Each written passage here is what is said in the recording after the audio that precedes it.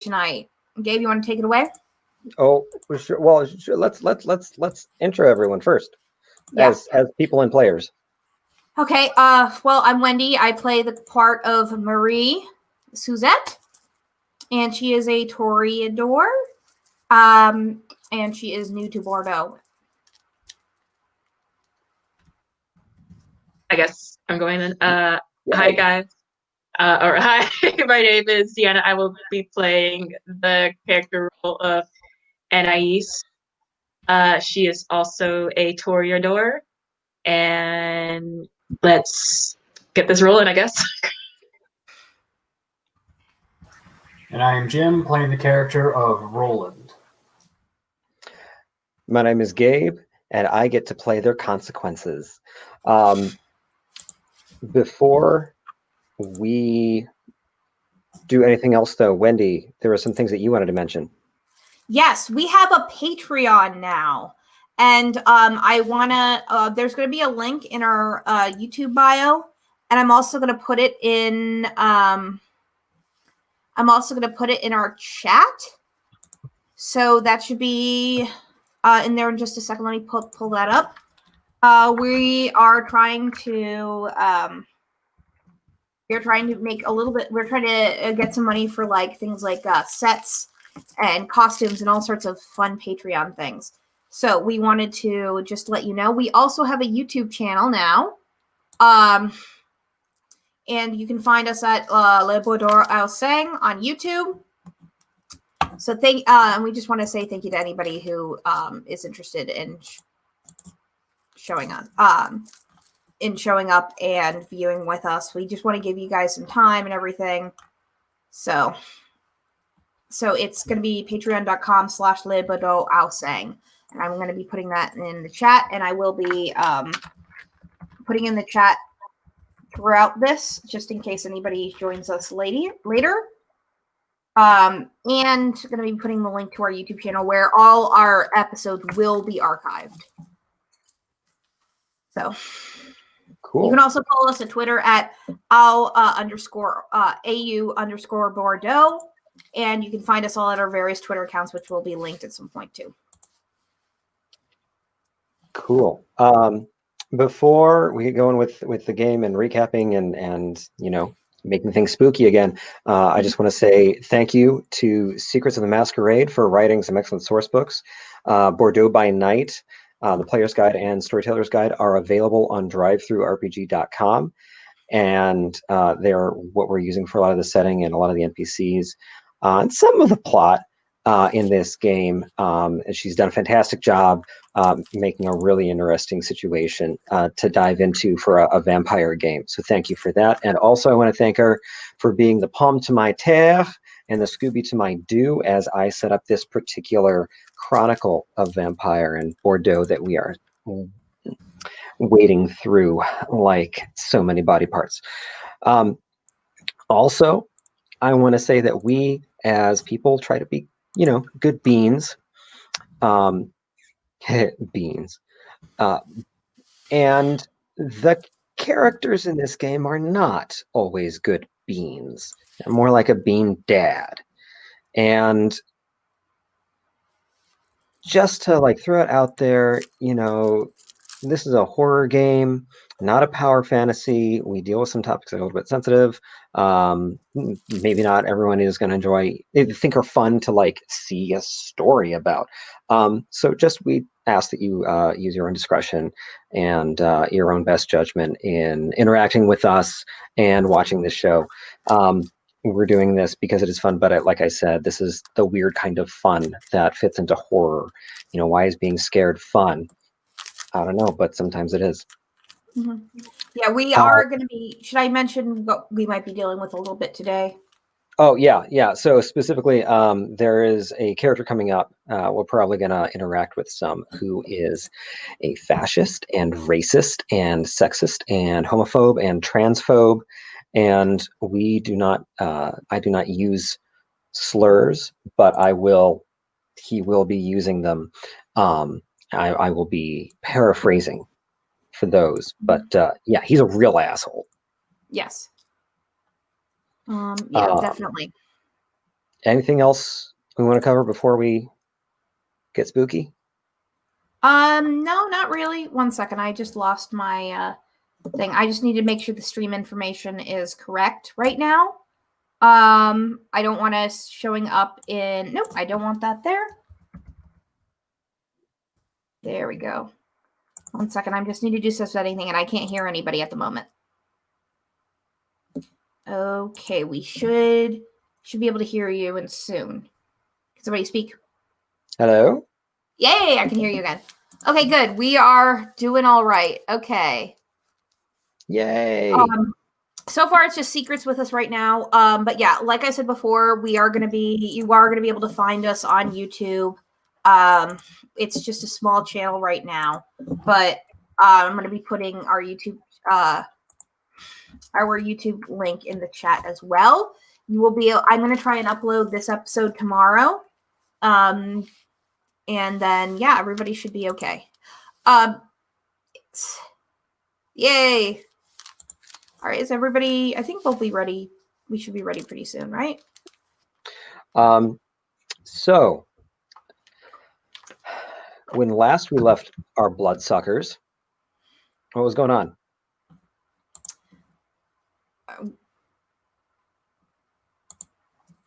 What do you folks remember? We just finished investigating the hit on Anais's companion. Mm-hmm. Joan Sarnau. Yeah. She got crispied. Yes. Yeah, we got the evidence we acquired was that there was a smell of antiseptic, and we have the shell from the flare gun. Mm-hmm.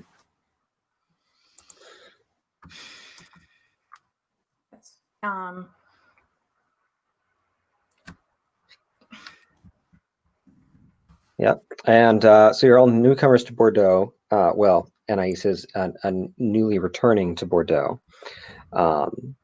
Marie and Roland are new in town, in a contemporary way at least. Yeah. And things are weird and rocky. There's a lot of stress in the local Camarilla court because Sabbat. On top of the fact that Bordeaux is kind of an island of independence in a sea of a very powerful Toreador hegemony. And then things get fun. So you've just left the scene of Joan getting toasted. Laure Nouveau, one of the local Toreadors who had been meeting with you covertly in a park away from court, sort of called in the mess to have Prévost, the local sheriff, deal with it. It's definitely a masquerade breach. And you were all sort of splitting off. You've got maybe an hour and a half or so before you start to get not just sleepy, but dead for the day. Is there anything particular you folks want to do with that time? Well, I think I am going to escort, as agreed in the previous episode, I am escorting Anais to my apartment. It is a large apartment at the top of a beautiful little building. And it is, it's very classic in the way that it's done. And I'm with her and I'm like, you're going to be okay.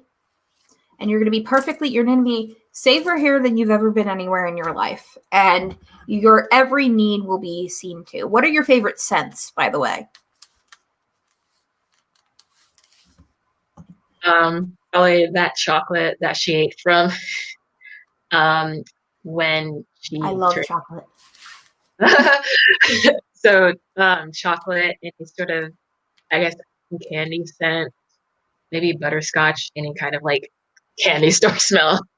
You'd probably Noted. You should see everything laid out for you in the morning, anything you could possibly want in terms of that. We can talk more about this tomorrow. I will be setting out a bit on some of the things I have to do, but I'll try to make sure you're as comfortable as possible. I promise I'm a great hostess. Thank you. You're very kind to me.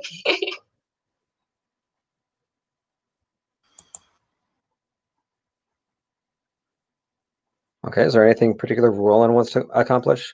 Any tasks you want to give Istvan for the day or anything like that? Well, I'm going to be investigating where Joan's hotel room is to see if that's under observation. Okay, tonight? I mean, yes.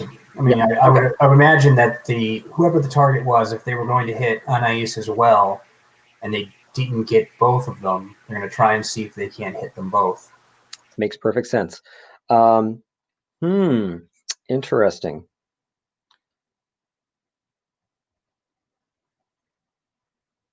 Why don't you give me a wits plus security roll, difficulty 6.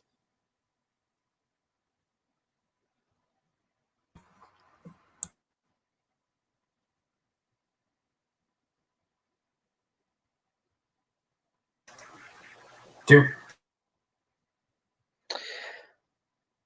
Yeah, as you surveil the building with the time that you have left, you are discreet and you are quick. And the only other being that seems to have any interest in the building right now is a crow, who's kind of just, if they're like scouring the roof, just kind of hops from corner to corner. And that's about it. What a pity. Oh well, looks like I'm not going to be able to get in touch with anyone like that right now. Oh well.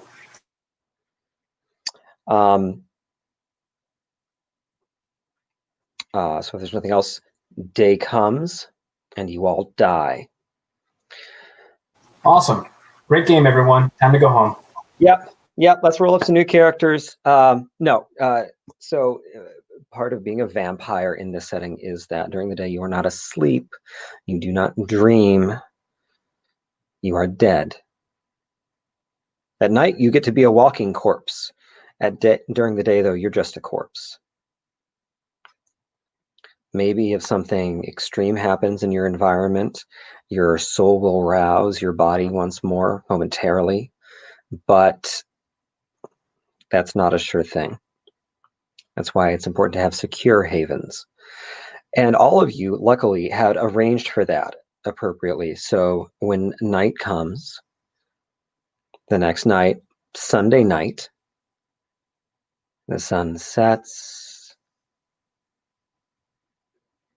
shadows grow long, and then the world is cast entirely in shadow. Bordeaux is cast entirely in shadow. And that is when you stir. The next night, Istvan lets Roland know that he had continued keeping an eye on the hotel, and near as he was able to discern, there were no other, no one else's ghouls were watching the hotel, just him. All right, so that lead didn't pan out. That happens. Yeah. But he was able to start making some other friends in town and establishing a little bit of a network of contacts. All right, makes sense. Doesn't have anywhere to buy more guns yet, if it comes to that, but he's at least starting to make friends and learn some names.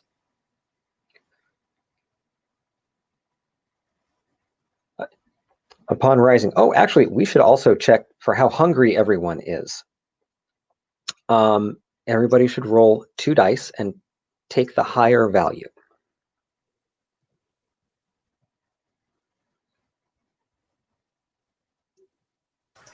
10. I've got 8. Okay.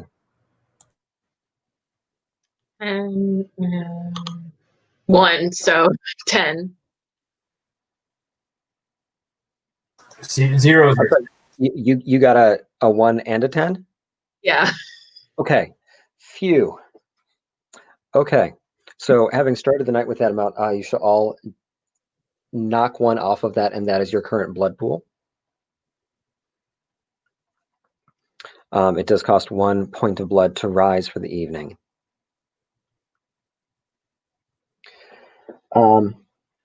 So with that in mind, oh, also, Marie and Anais. What Anais? No, Marie, though, has a text message from Celine, who is the prince's assistant, administrative assistant, letting you know that the prince would appreciate your company at 9 o'clock in a particularly nice bar north end of Rue Saint Catherine. Anais does not. I'm sorry. Yeah, I'm sorry. Was he texting Marie or Anais? Yeah, he was texting Marie. Okay. Please have Anais as well. Yeah. Okay. He knows that Anais is with me. That's not good. Because I wanted to keep this secret.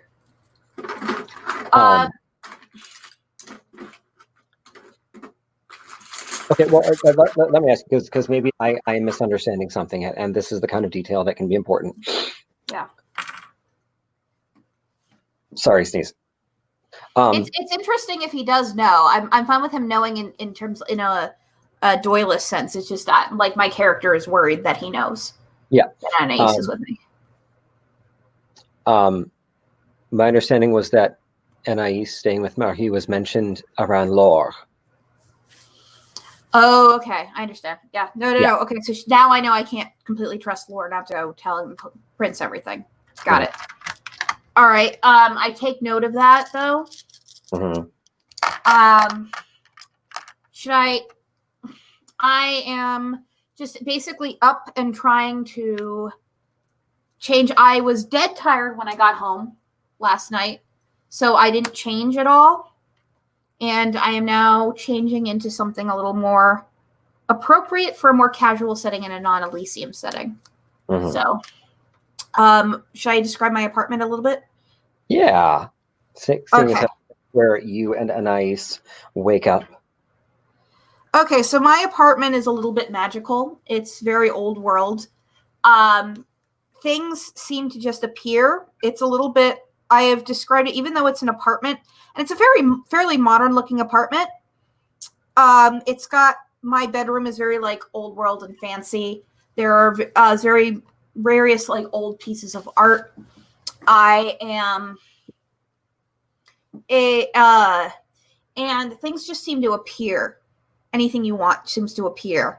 It's a bit like the Beauty and the Beast castle in a weird way. So, and the room I put Anais in is like pink and white and gold draperies on everything, with like a fancy dressing table and everything. It's similar to mine. Mine is very similar, except it's like green and black and silver, and it's luxury from top to bottom. And in the entry hall, in the like sort of like entry parlor, is a giant portrait like this one behind me, which is of a redheaded woman in medieval clothing. There we go. You should be able to see her now. So, actually, this is kind of right up Anais's alley.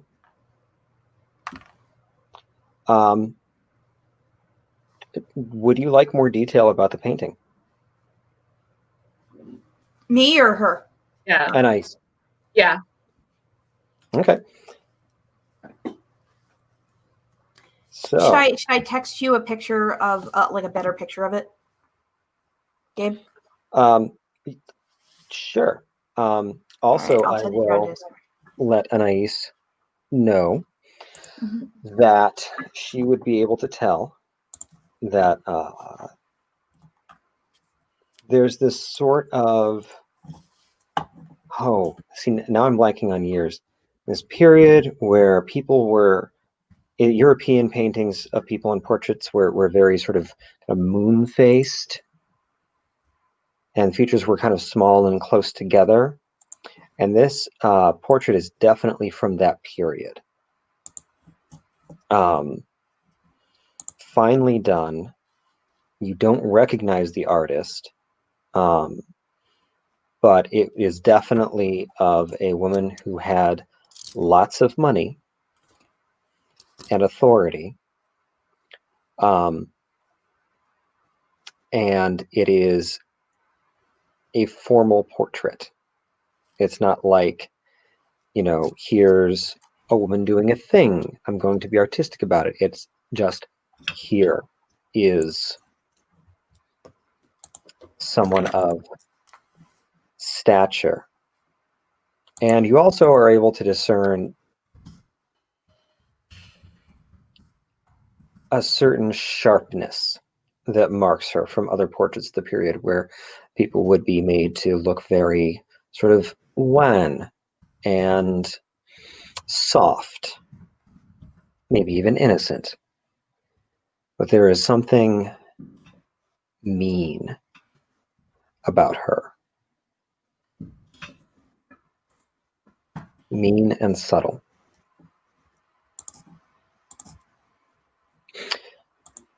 So,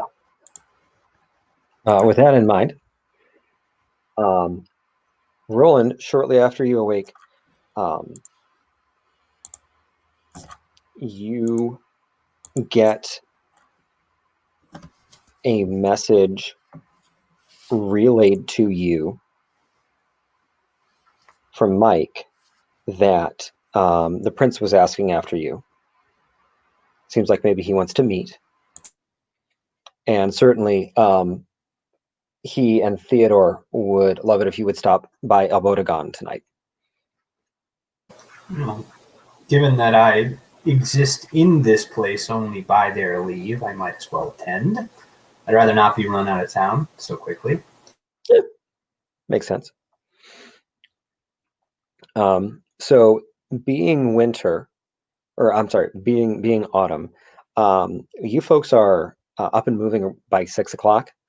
And the invitation for the prince is not until 9.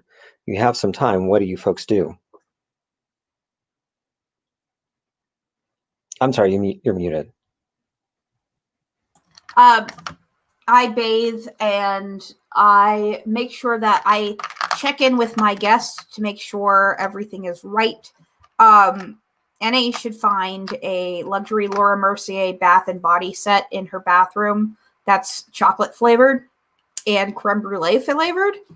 And all her clothing is in like a fancy wardrobe and nicely folded and hung up perfectly. So it should not be totally clear how that happened, but it did. And so I knock on her door and see how she is after I've bathed. You're knocking now, or Yeah. All right. Yeah. Let me. and Good evening, darling. Are you awake? the door open shyly and just go, yeah. All right. Is everything comfortable for you? Everything is fine and efficient here. I do have a question Of about course. that painting you have. Oh, yes. In the entry hall. Yes, it's very important to me. I feel like its eyes are watching me. Well, yeah, I mean, some of the best portraits are like that. I like to think she's watching over me too. Yeah, I didn't mean it in sorry. Yeah, I didn't mean it in that way. I mean, she's watching me. Oh, well, I will tell her to stop. Yes, it's a very important piece to me. I would remove it if I would remove almost any other piece of art in here if it would make you comfortable, but I'm afraid that one is kind of crucial to me. I don't mean for you to remove it. I just just something about that painting. Like what exactly is it? That is the portrait of my sire, Marguerite. She was very important to me.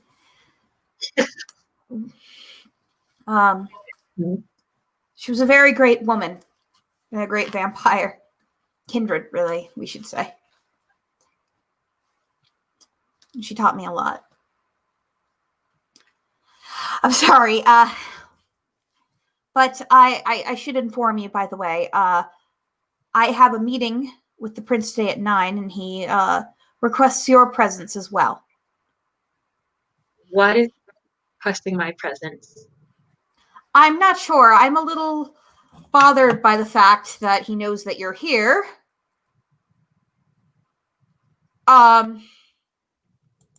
And as I wanted to keep it a secret, but apparently Lore told him. So that's something to keep in mind. Well, whatever it's gonna go, whatever we do over there, he's not getting what he's gonna ask for. I'll go with you, but it's not gonna. I understand. I will be more than happy to protect you with whatever he asks. Thank you. You're very kind. Let's just hope no one else burns tonight. Yeah, that would be great. That would be wonderful. Ideal, yes. But if you have any semi-formal clothing to wear, it's some fancy bar in the middle of town, so I'm sure you've got lovely things to wear. If you need anything at all, don't hesitate to ask me or, just ask. Thank you. I'll see you soon. I'll get dressed right away. All right. Excellent. Thank you.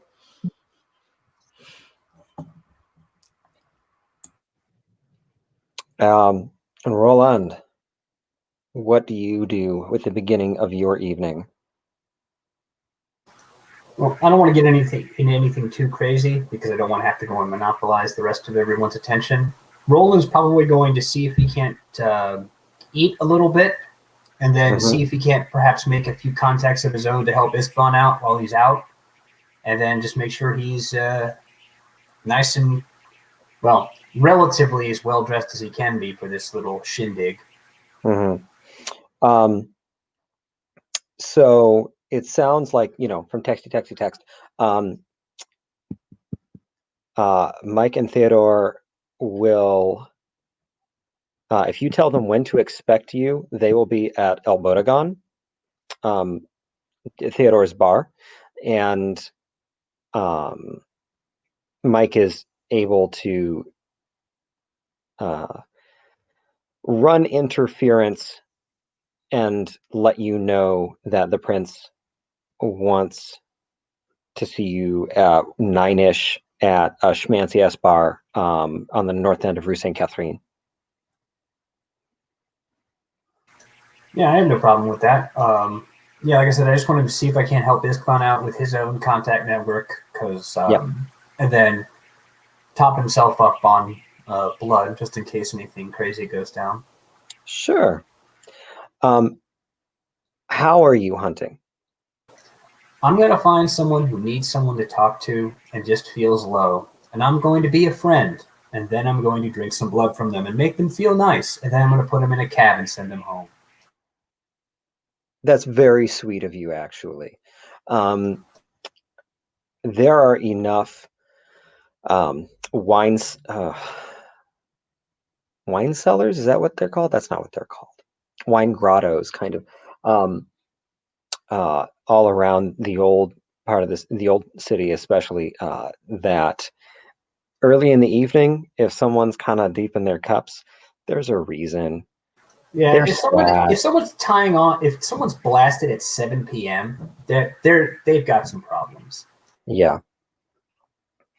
So how about you just give me one charisma plus subterfuge roll? No, you know what? Charisma plus streetwise, and difficulty 6. 2. Okay. So as you're kind of slumming around a little bit, you are not only able to find someone who is going to need to be excused to the alley pretty shortly here. He brought in, so, you know, they're not going to overserve him, of course. The French definition of overserving might be very different from an American one. But he also brought in a flask. So he's good and off his rocker. But there's also some local, like, he's kind of a guy, and some of his friends seem a little bit rough and like they might deal in, you know, in weed or pills or something, and maybe know who to talk to if you need something else. Sounds useful. Yeah, this is exactly the guy I want to be friends with. Okay. How much do you take? Oh, no more than 2. Okay, sure.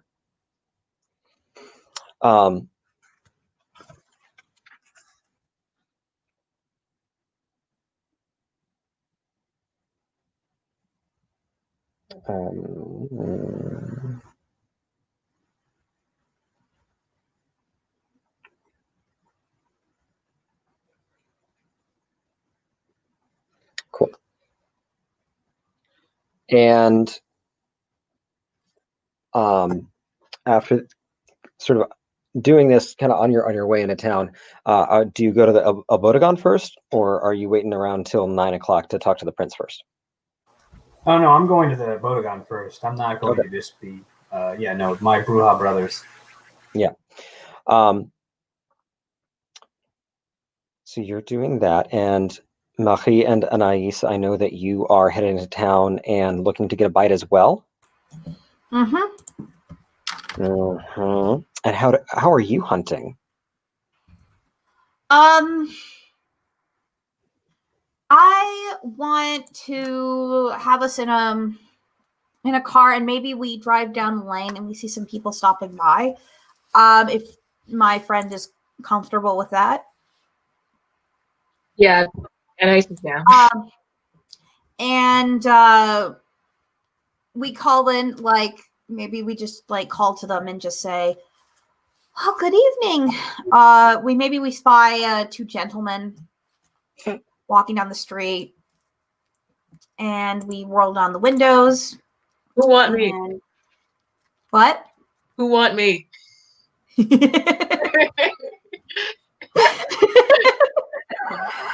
And I look at Anais and I go, exactly. Yes. Yeah, you know what? You get a couple of college guys who are just headed out to the bars, and one slaps the other one on the chest with the back of his hand. Hey, it looks like we can call it a night early, huh? Jennifer's body. Yes, we aren't drinking. We're not drinking people. We're drinking boys. Give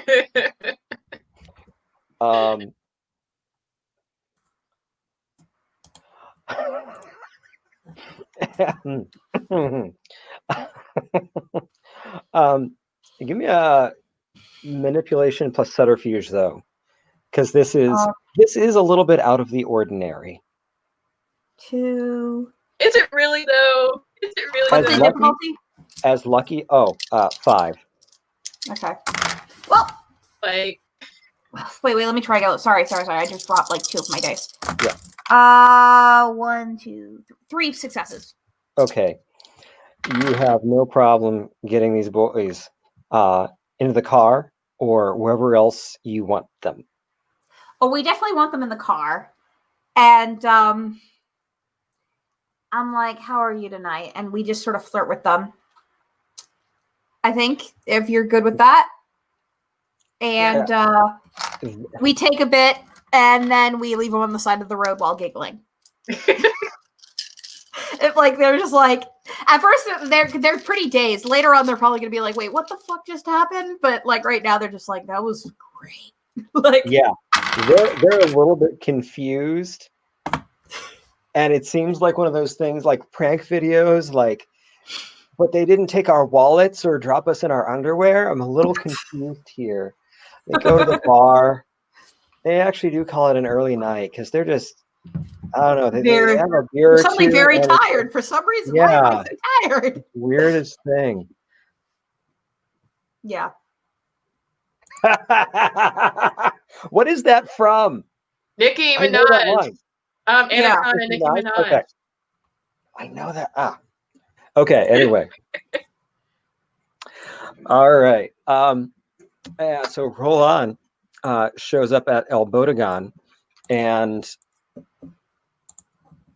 Do you mind if I use a new background for the bar? go for it. Great. I'll add it to the Discord too, so everybody can use it. At El Bodegon, you're very quickly shown upstairs to Theodore's kind of hangout space. And it is him and Mike up there.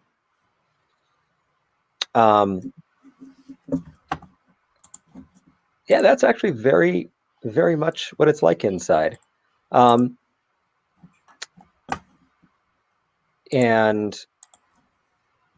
Theodore says, so I heard you had an interesting time after court last night.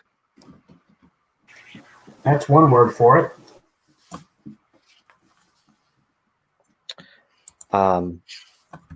I only heard a rough outline from Provo.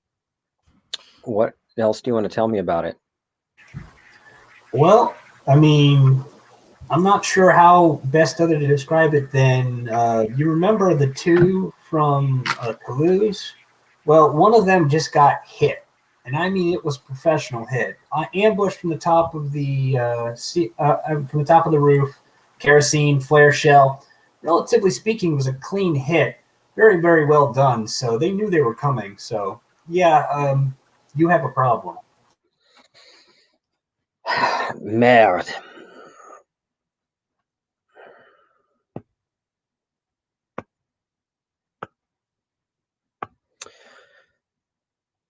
Mounting problems.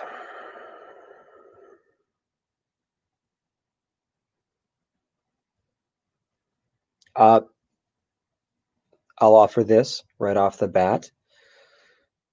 We don't really interact with Toulouse in their court. They're part of V20's hegemony, so we let them do their thing, and they generally let us do ours. We don't know anyone, I can't think of anyone at least, that would have had any kind of grudge against Joan in particular.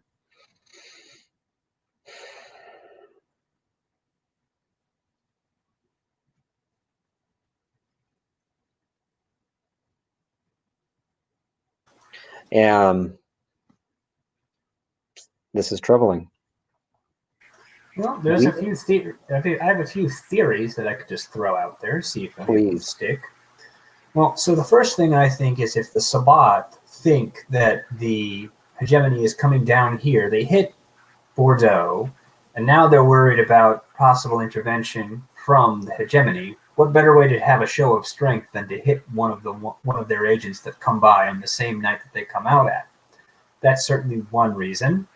Another reason would be anybody who fears that it could be an overt move on the terms of the hegemony to actually seize Bordeaux and incorporate it into the domain. That's another idea. Any of this sound good to you?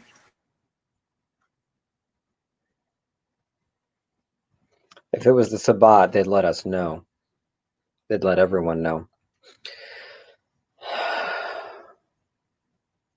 I agree that it was very clean. They almost left no trace. This isn't Boyer's style. So I don't think that it was him punching back at uninvited guests.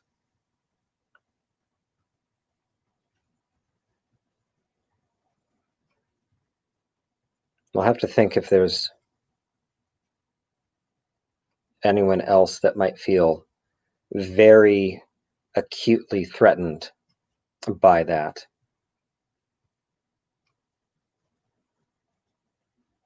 Or someone's just starting to, Mike throws in, or someone's just trying to start shit. I mean, what a way to start a fight, right? But who are they fighting? They've already won.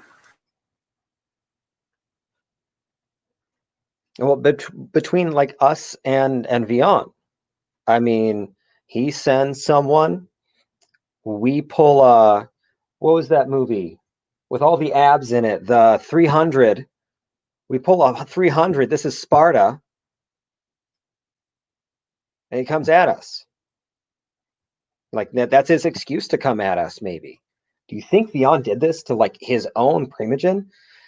Theodore waves him down.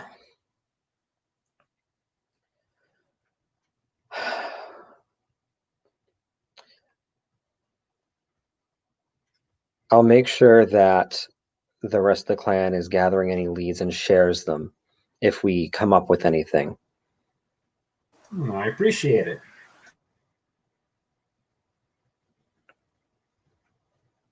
Suzanne knows the most professionals among us. Anyone, so it might be worth asking her about this, but that this isn't an MO that I recognize exactly.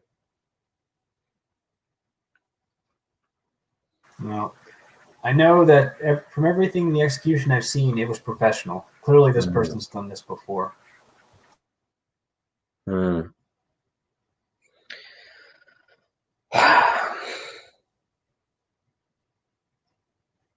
Well, I know that you just got to town, and I know that you're here to help. Any other thoughts about this, about the raid, about good follow-up for that? I'm going to say you probably have, I'm going to say 95 to 99% sure you have leaky plumbing of some sort.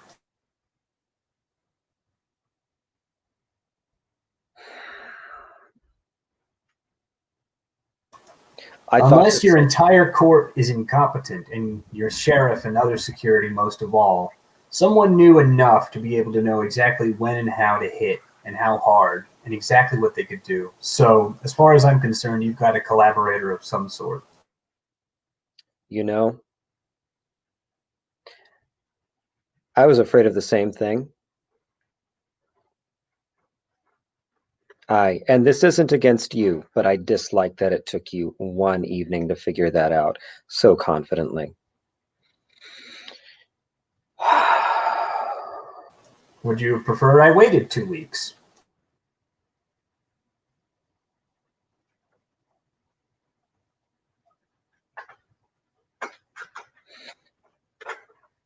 I was brought here to do a task, and I'm going to do it. And I'm not trying to throw blame on anyone, but here I need to do everything I can. And as far as I'm concerned, I can't trust anyone that's not inside this room.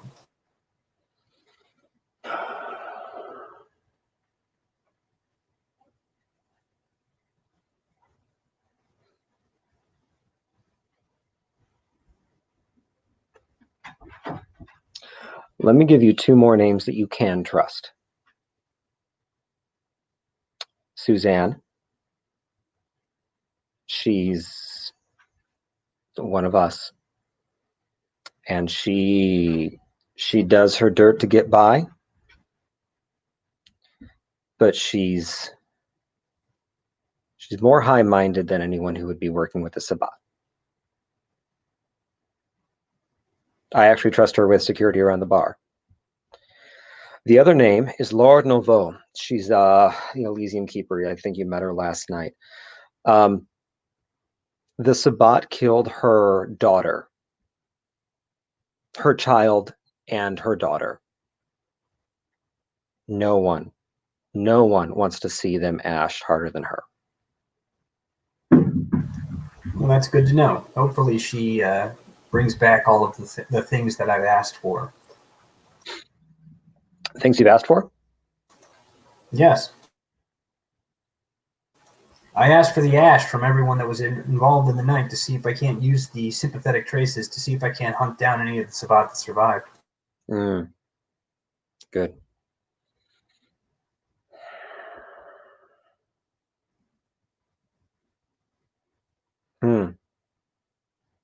Now I'm wondering if the Tremere haven't already done that and just not bothered to share what they found. Wizards. The conversation carries on like this, throwing ideas back and forth. Are there any other details specifically that you want to check in with them about, or anything you want to get their opinion on? Yeah, I want to know if anybody they know is fond of using antiseptic, and anyone that may spend a lot of time at the docks or a marina or of some sort, or at least knows a lot about that. Yeah, the Giovanni, Caterina. And maybe the Setites too. Once upon a time, our docks were not exactly family friendly. They were the hub of prostitution in the city. There was some back and forth about who got to control that business. And as far as I know, the Setites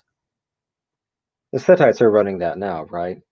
Mike says, yeah. I mean, for the most part, all of the not above board prostitution goes to the Setites.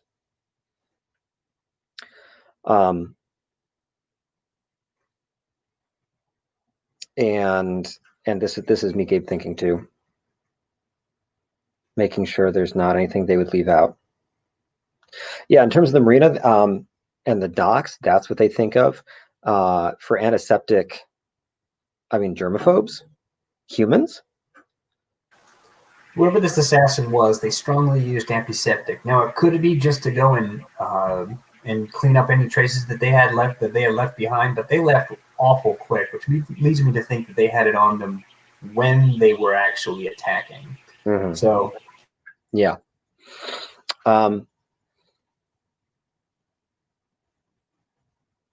That doesn't sound like any of the Malkavians, with any kind of OCD. They'll keep that in mind. And anyone who work in a hospital have access to maybe use that medical waste as a means to go and feed.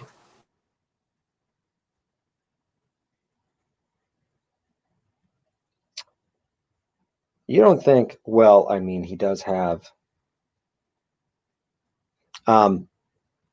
They give you the name of. Oh, who's the hospital guy? They give you a name of someone. That you'll get to me in a bit. Yeah. The cast of NPCs. The court is broad, and a lot of this is already laid out. And there's someone particular that would suggest. But there is one person at court in particular who has strong ties to the hospital system in Bordeaux.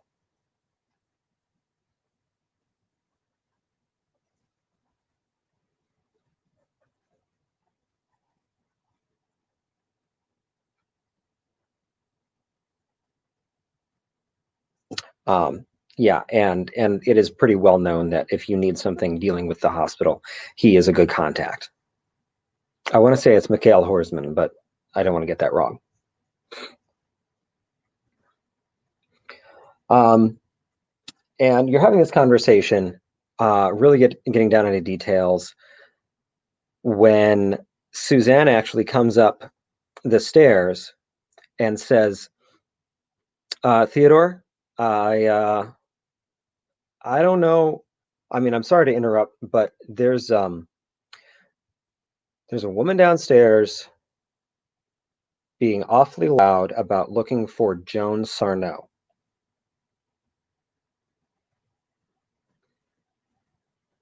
And Theodore stands up and says, Roland, do you want to take point on this? If it's necessary. I'm not much one for smooth talking, though. Mm-hmm. Well, this is my domain. Technically, I can make sure that anyone here introduces themselves to me first.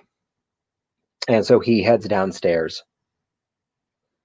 And when you get downstairs, there is a woman at the bar talking animatedly about this fight she got in with a bunch of skinheads back in London. She's got a thick London accent. I mean, she's speaking French, but it's with a thick London accent. It's one of the grossest things you've ever heard.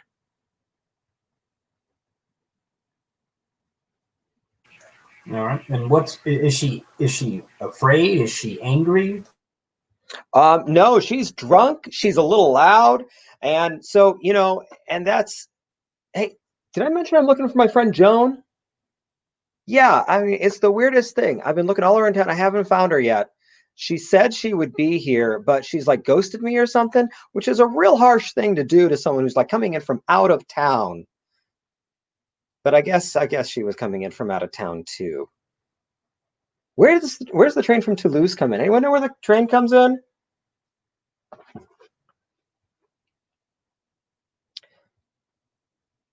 And she's just kind of being a nuisance. Well, I'm not going to go and step on Theodore's toes if he wants to approach first. And he does. He says, I'm sorry, ma'am. May I help you? My name is Theodore. I own this bar.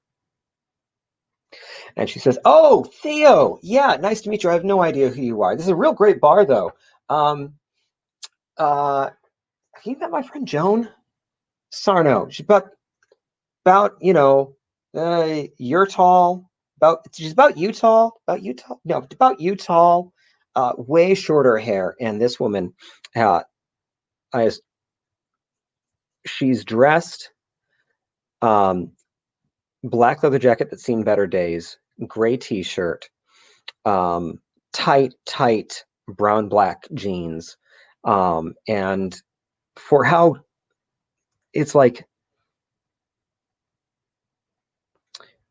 the jeans used to be black until they got filthy.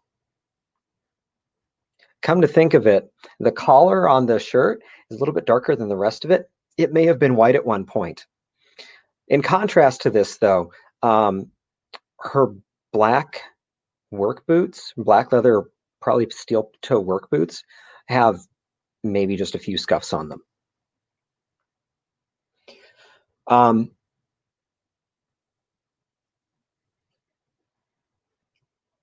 Theodore asks, and you are? And she says, well, my name's Evelyn, but I think you're following rules that are not mine. I think you can back off. And just, like, I don't know, call Joan for me or something.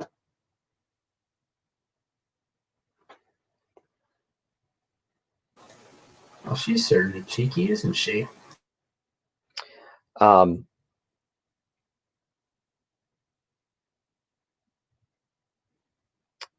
he growls, Evelyn, you are bothering my patrons. You can quiet down, or you can leave. Evelyn goes, quiet down? You think that I can quiet down? I don't have meds for this condition. I was born this way. I'm like Lady Gaga, but in dirtier clothes and in desperate need of a haircut.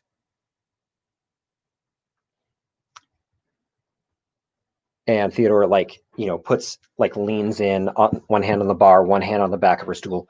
Then leave. The bartender speaks. Hey, she hasn't paid her. Leave. She gets up, dusts herself off, says, all right, I know where I'm not wanted. I'm going. You don't have to tell me twice. I mean, you did tell me twice. Hey, Marco, peace.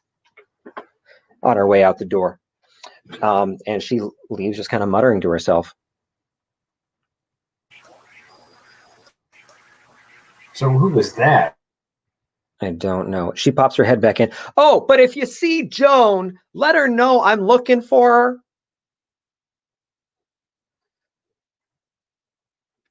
And she leaves again. Well, you think you want me to go after her? See if I can't shake down what she knows?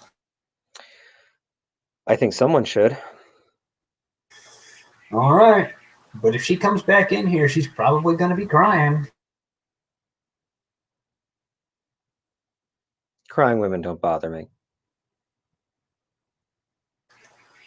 All right. So Roland will go after her. Mm-hmm. Hey, what was that name again? Joan Sarno from Toulouse. Joan Sarno? Yeah. Yeah, I think I might have heard that she was around last night. Real cute, kind of a MILF thing going on. Mom friend MILF. Mom, I'd like to friend. Yeah, I know what MILF means. No, so who are you again, and why do you need to know Joan? Well, I have a letter for her. Oh, you do? Mm-hmm. About what? I don't know. I didn't read it.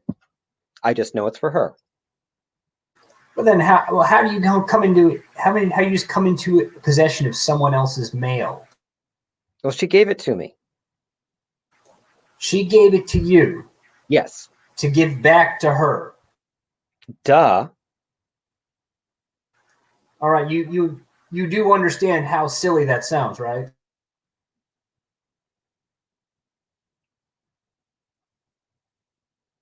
Why would she give you a letter to give back to her? You would have to ask her. How about you call her and ask her? Because then I can yell through the receiver at her to come get her goddamn mail.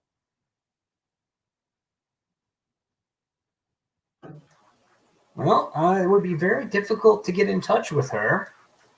Out of curiosity, do you know any good psychics? I'm not good ones. Oh, well, I mean, you're going to need to conduct a seance.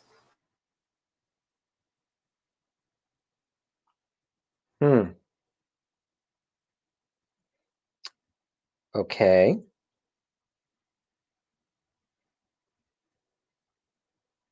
How about Anais?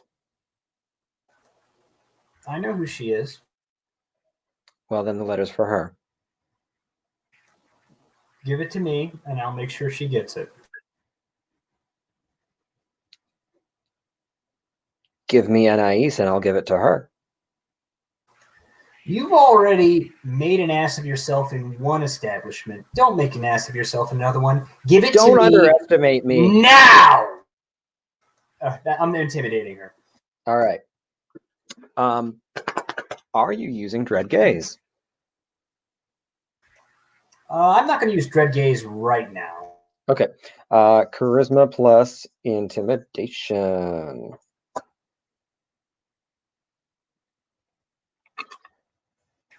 For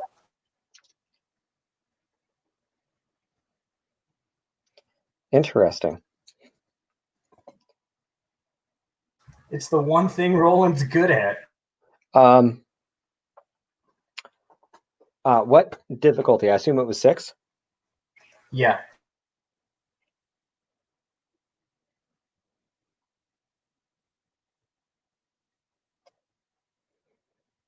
Sorry if I jumped the gun on that one. No, that was perfectly fine. It is hard to see what I rolled, but that's a 6 a 10, a 6, a 9, and another 9. Nicely done. So, with that in mind, Oh yeah, I don't intimidate anything. she looks at you and goes, "No."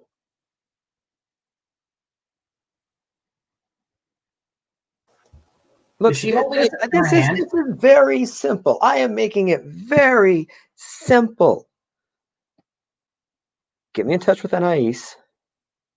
I'll give her the letter, and I'll fuck off out of your hair, out of Theo's hair, out of everybody's hair. Is she holding the letter in her hands? No, she's not. Damn. Because that would have been really funny. That would have been hilarious. All right, I will see if I can't get you that. Let me see this letter to make sure you have it. Make sure this isn't. You have to understand when someone is killed, and maybe I don't just invite anyone off the street to go and meet with someone else. You have to understand precautions. I understand precautions. Yeah, I understand precautions. Fine. She pulls up a sleeve, pulls up her other sleeve, and then she reaches behind her and takes out the letter.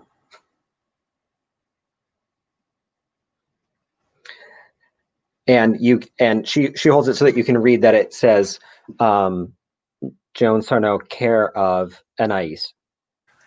Does it look like there's anything in that besides like paper? Like is it actually like It is as thin as an envelope, like a greeting card, a Christmas card envelope.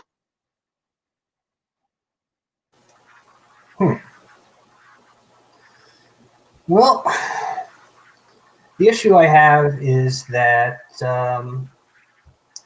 I don't know if I'll be able to actually get you in to see Anais. Hence why I wanted to save any of this unpleasantness. So, yoink! Interesting. Give me a Dex plus larceny. Is larceny a skill in this? Yeah. Great. Dex plus larceny.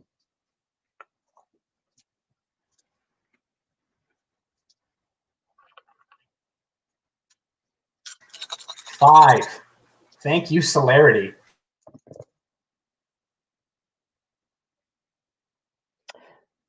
Yeah, you get it.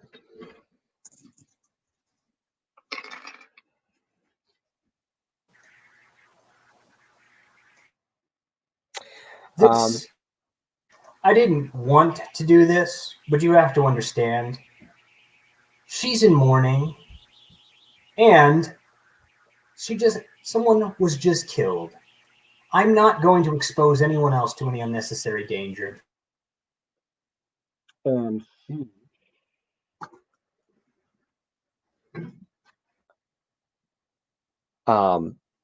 Throws down her hand like she would be trying to, like in a really cheesy spy movie, you throw your hand down and a knife pops out of your sleeve or something. She does that, except that it's a ball of fire. A ball of fire. Mm-hmm. Give it back, Leech, or I will fucking roast you. And this was entirely unexpected, so you will need to make a courage roll. Difficulty 6. 3. Okay, so you're able to keep your composure, but like all of a sudden there's like a small campfire sitting in this woman's hand in front of you, and you were close enough to be snatching things out of her hand. Your beast is like, no, no, no, no, no, no, no, like some dogs do. But scarier because we're vampires here. And what do you do? Kick out her leg. That'd basically be a sweep. Yep. Give me a. This is not how I was expecting this to go. Give me a Dex plus Brawl, difficulty 7.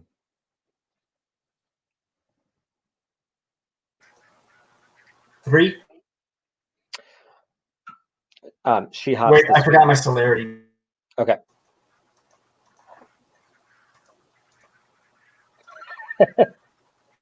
Sorry, not you. Another one. Okay. So 4. Okay. So she does hop over the sweep. And she switches to English. Don't fucking push me.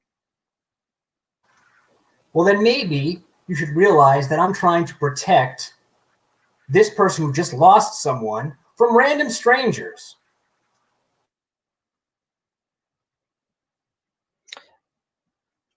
This is a little bit of a public setting. Let's go somewhere a little quieter.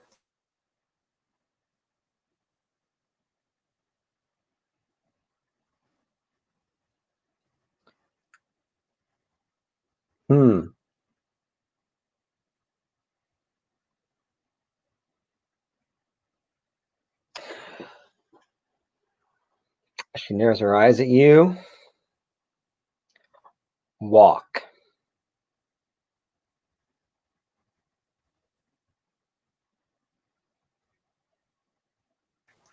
Was that an actual command? Yes. There was no mystic force behind it. It was just an angry woman telling you walk.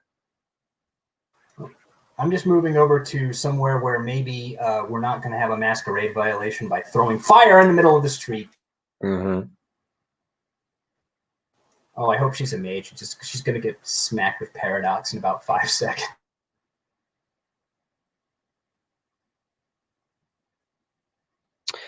She follows, and it doesn't take more than 20 steps to get to like at least an alley off of one of the commercial alleys, like a service alley off of a commercial alley, if not actually back in a courtyard on the back end of a bunch of other buildings at odd angles.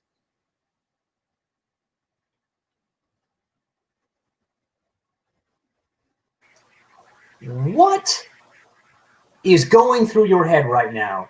Did maybe you want to go and do that on camera? Maybe in front of a live studio audience?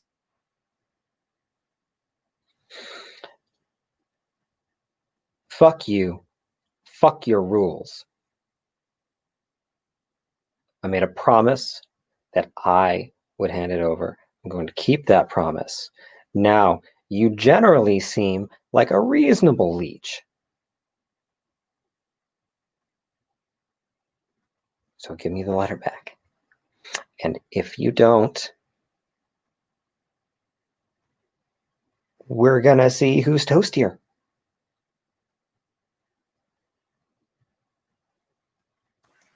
Really? By Helios, I will end you. Sun God.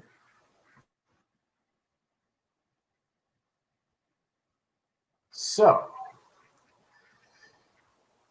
you are going to give this to Anais, and it's somehow worth possibly endangering everything that everyone has going on here.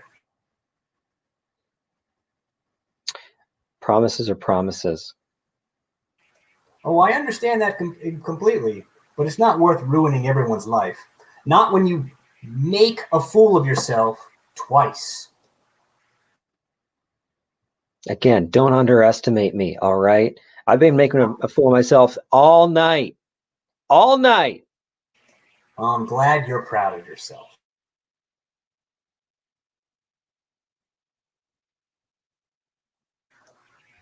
All right. I'm going to make sure that I actually have my microphone on for first off.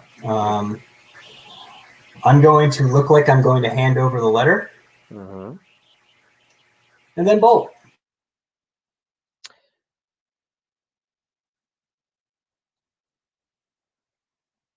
Okay.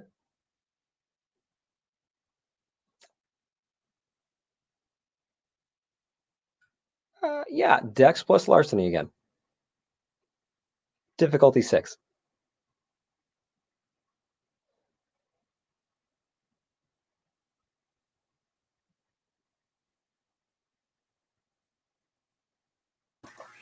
Four.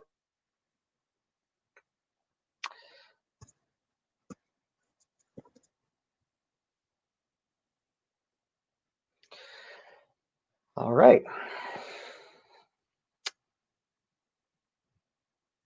You lean in.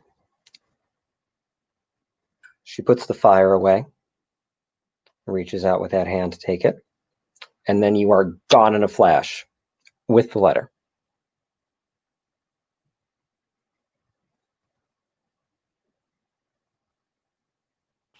You run for a while. I love making enemies. You run for a while, and as near as you can tell, she is not following you.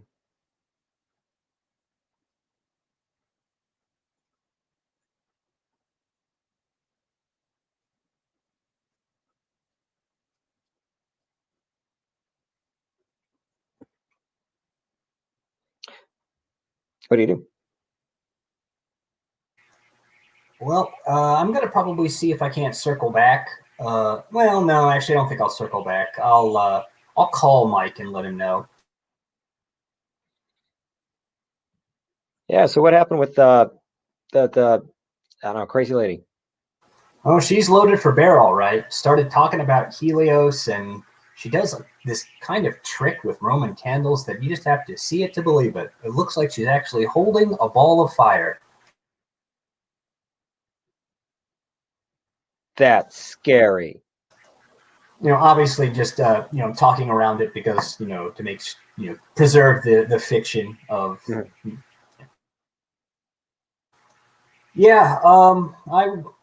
I did not make. She's not my friend. I guarantee that. But I've never been one for making friends. Well, I'll keep that in mind next time I think of inviting you to my birthday party. Is she gone? I lost her. Okay. I have a feeling she'll be back. She's probably going to try and stalk the new arrival from Toulouse, the one that's still alive. Huh. I mean, she's hot, but I don't know why she's so... Isn't she like Urbane's kid or something? Hey, I guess people like what they like, but my thing is, it seems like it was serious than that. I mean, it was serious enough to go and do all of those stunts for a dead woman. All right. Let Suzanne know that I probably will see if I can't, get a meet and greet together to see if I can't figure out what else is going on. If I do run into this little person again, perhaps just the knowledge that I'm actually investigating Joan's death was serious and not, just something I said to be an asshole, will avoid us some problems. Well, I'll make sure we all know to keep an eye out for her here. Appreciate it. Yeah. Anything else anyone wants to do before 9 o'clock rolls around?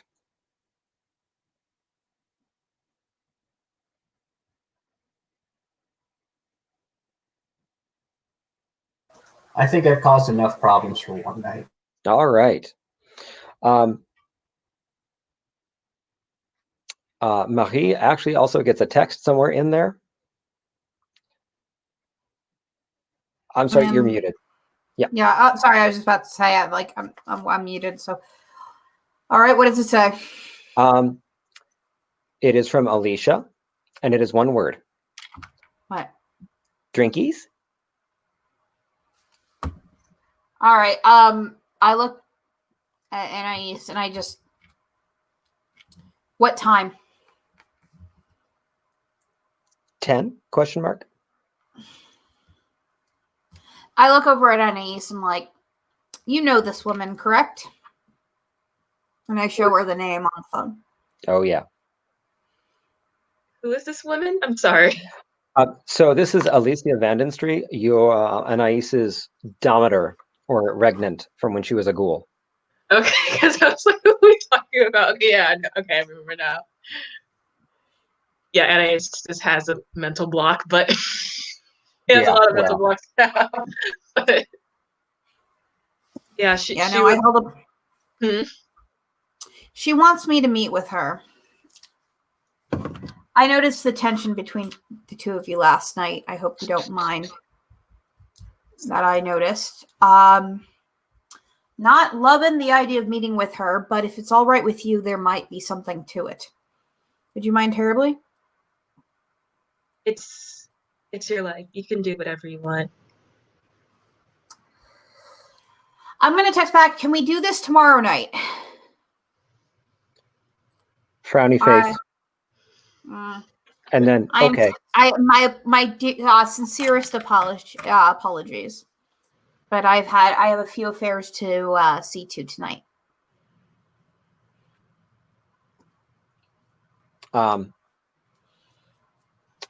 10 tomorrow, question mark. Perfect. Thumbs up. Excellent. See you then. And then smiley face emoji. Smiley face, kissy face. Wow. And I just look at that. I just have a sense of foreboding. I just have a sense of foreboding. What? I have a sense of foreboding, and my tooth is. Okay, my tooth is coming loose, but yeah, I get such a kick out of playing that character. Okay, 9 o'clock rolls around. The bar is called Le Chat Blanc, White Cat. And it is very posh, like nouveau modern decoration. Yeah, they don't bother displaying the wine because, like, they just all of the waitstaff knows what they have and can just describe it to you, and they'll just bring you whatever you want or whatever is good. They're the kind of place that actually, like, some people will go and just say, "Bring me what's good today." Should I enter and say the same, or should I look around and see if the prince is here? Or should I request to see if he has a private room? They ask for the name on the reservation, and you work out quickly when all of you individually, collectively show up, that the prince has reserved a private room. Boyer? Mm-hmm. Well, yes. We seek reservation for Boyer. Yes, of course, Monsieur Boyer. Well, come right this way. Jean-Baptiste is a favorite customer. You know, is a good man. Oh, I'm glad to hear it. There's a shortage of good men in this world. Isn't that from a movie? No, I'm misremembering. Anyway,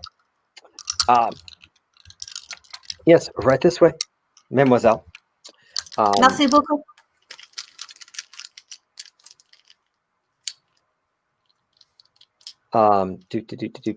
Sorry. Yep. So, private room, Moyer. He is drinking. He sees you. He invites you all to sit down. He pours you glasses of something very dark and red from a bottle. I wonder what it is.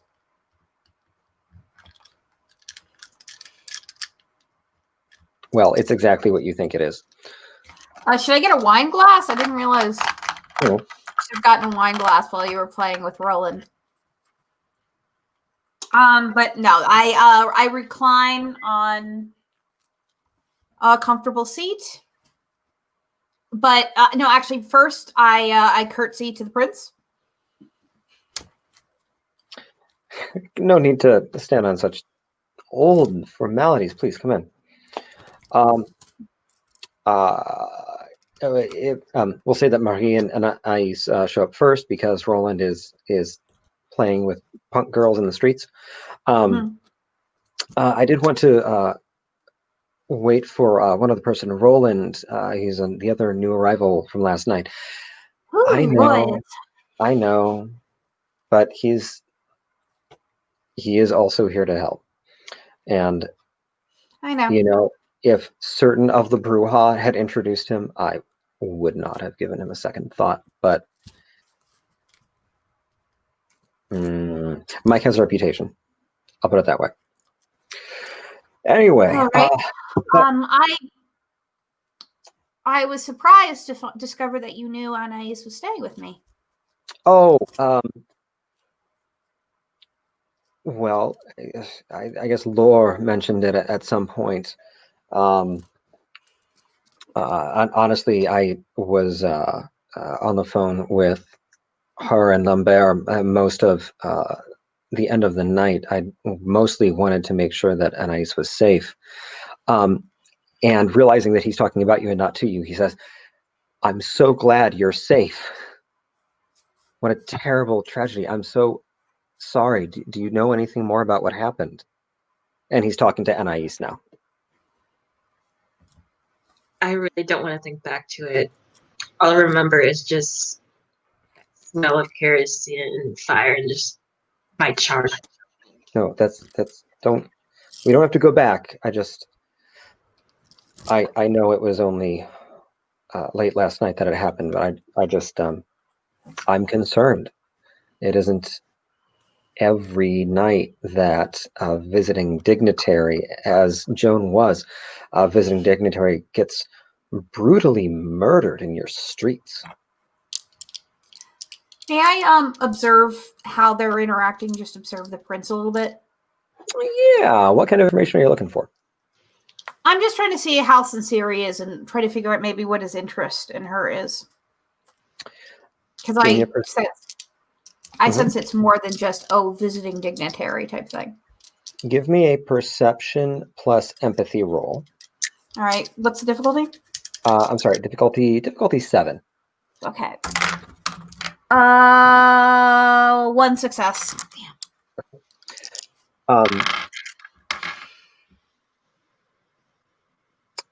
He says, "Well, you're here in Bordeaux now. I know that in a way, you're home. And I assure you, we will find who did this to Joan. I understand she was a good friend. We will see justice done, and you will be safe." There's thousands of vampires that burn and die every day, yet I haven't heard of you or anybody else saving them. Why specifically my friend?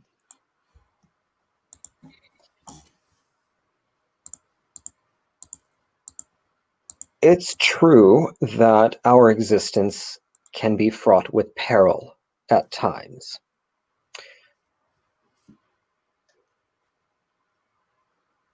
It is also true that when a kindred dies unjustly, at another kindred's hands especially, we seek justice. Our traditions provide for the most severe punishment for this ostensibly our only crime. So how severe are we talking about? I've seen so many vampires at all different courts just run free with a murder. How can I believe that she justice? The sentence in Bordeaux for the unsanctioned death of another kindred is itself death. Once we have established the identity of the perpetrator, I will invoke the Lex Talionis, and their nights will be numbered. In slightly more plain terms, he's saying that as soon as we figure out who killed Joan, he'll call a blood hunt, making it perfectly legal and legitimate for anyone to kill this vampire. These are all just words now to me. Do what we will, but these are all just words. I'm very concerned about her safety. I don't think it's if they wanted just Joan dead, they wouldn't have attacked them when they were together. It would have been a lot easier, in fact, I think, if they could attack Joan in her hotel room alone and not when Anais is with her. They threw fire down. And so, at this point, Roland would show up as well. Okay. Can I just say one more thing? I do worry. I do not want the fact that she is staying with me for her safety's sake to become public knowledge, if you do not mind. Oh, of course not. No, at the moment it is privileged information. You, myself, Prévost, my sheriff, and Laure, who shared the information originally with us, are the only people who know. I smell singed fabric. Anyone else? Smell what? And Roland, and the door opens again, and Roland is shown into the room by the maitre d'. Evening, everyone.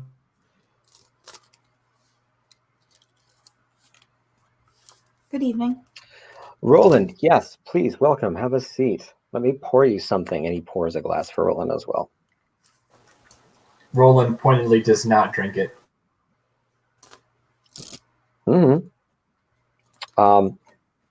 The prince is drinking it just fine. How's your evening been, monsieur? Eventful. That sounds very interesting. How eventful? It's a long story.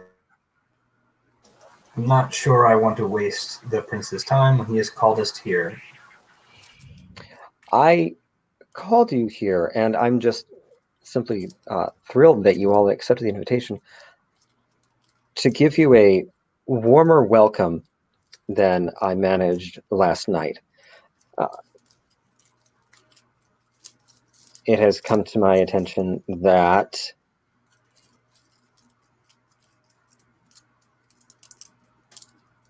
there are many misgivings among the Camarilla in Bordeaux right now about, not misgivings, apprehension. There's much apprehension about the direction of events from here.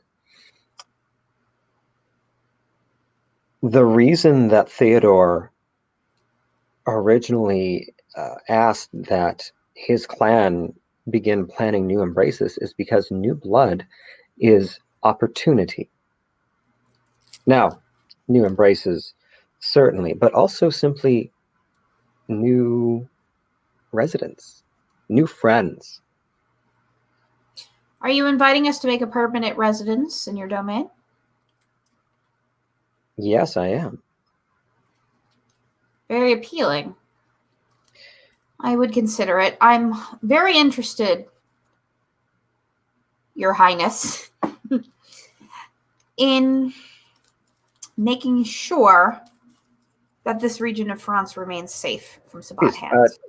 Boyer is fine. I'm not like that bloated, disgusting windbag in Paris. Sa Majesté Villon. Please. We fought wars over the right of the individual to determine their rulership. Yes, and I suppose making my home here would determine my rulership. That is one way to think of it, yes.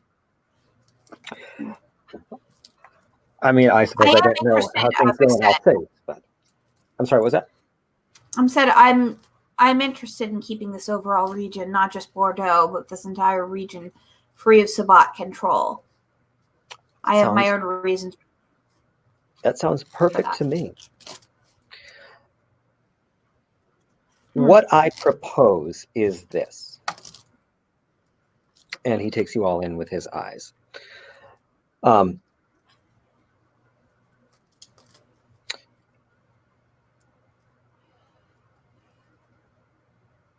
As newcomers, you may go places and do and say things that the more established residents in Bordeaux cannot.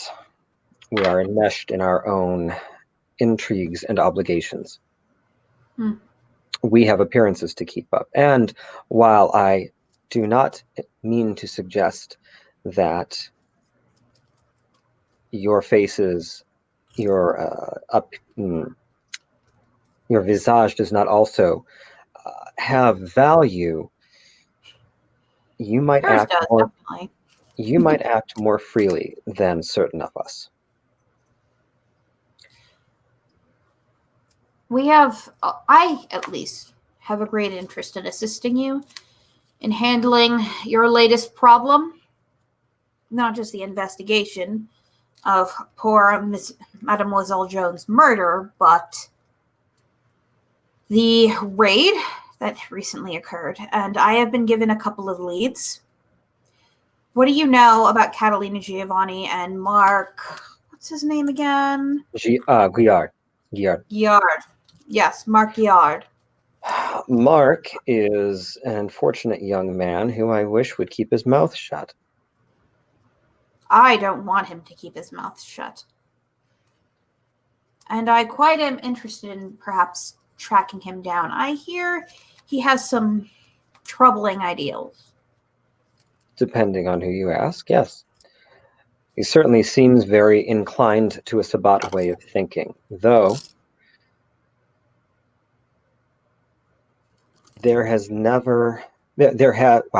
I have yet to hear of a confirmed connection between him and any established pacts or archbishops. All right. Do you think he still might be a good source of information regardless? I think it's really only a matter of time before he switches sides, yes. Yes, ideals are very great motivators, especially among the young.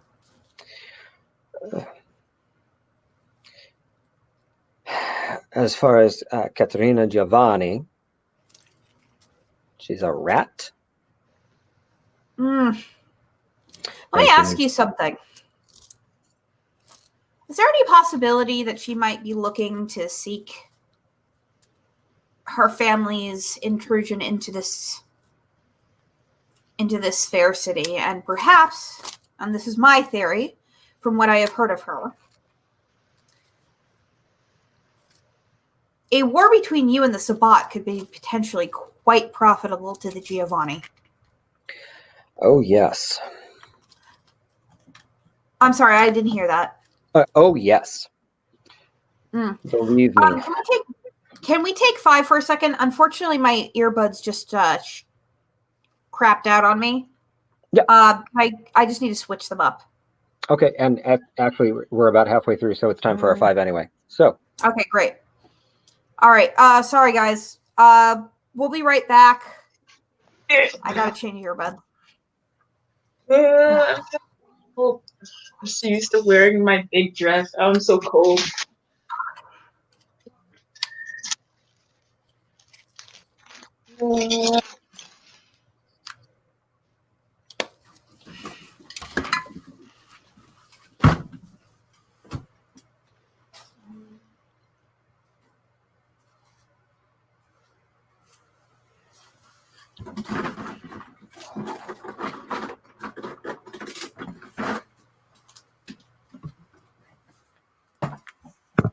Let me just make sure I'm muted.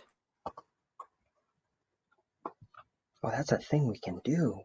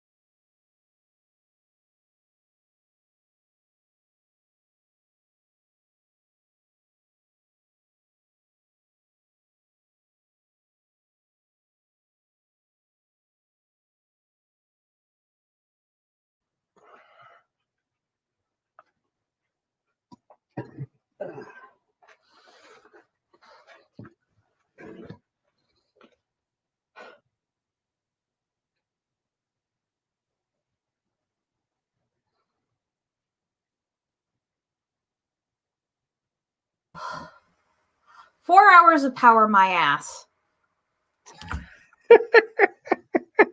Raycons! They'll give you 4 hours. They'll give you 4 hours straight of power. Okay, I am sick of wearing these. Yeah. I have been like playing with them all day because they keep getting loose, and I'm just like, all right, I'm no more fangs tonight. Sorry, everybody. And these are supposed to be fully charged too. I can't believe this bullshit. Technology fails. I know, right? Okay. Sorry, I also really had to pee like a lot. So, where were we? So I was just proposing Was I just proposing my Giovanni theory? Yes. Yeah, and he is all about it, and it takes no finely tuned sense of people to notice the simmering anger that he has toward the Giovanni. What kind of history do the necromancers have around here? What was the question? What kind of history do the necromancers have around here? They showed up in the 70s, began making economic inroads, both legal and illicit. Bought out took a controlling stock of a number of local industries, which I worked diligently to take from them because they have no business here. Mm. They thought they did. They, on paper, did. But then, instead of selling to me, they sold to a toreador named Adriano Guicciardini, who is Italian.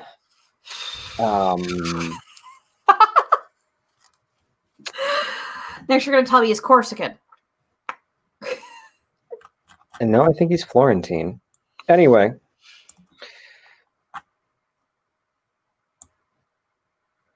Yeah, Adriano is an interesting character in our court anyway, but so apparently he made a better offer. I don't know how much better it could have been, frankly, but they sold to him instead.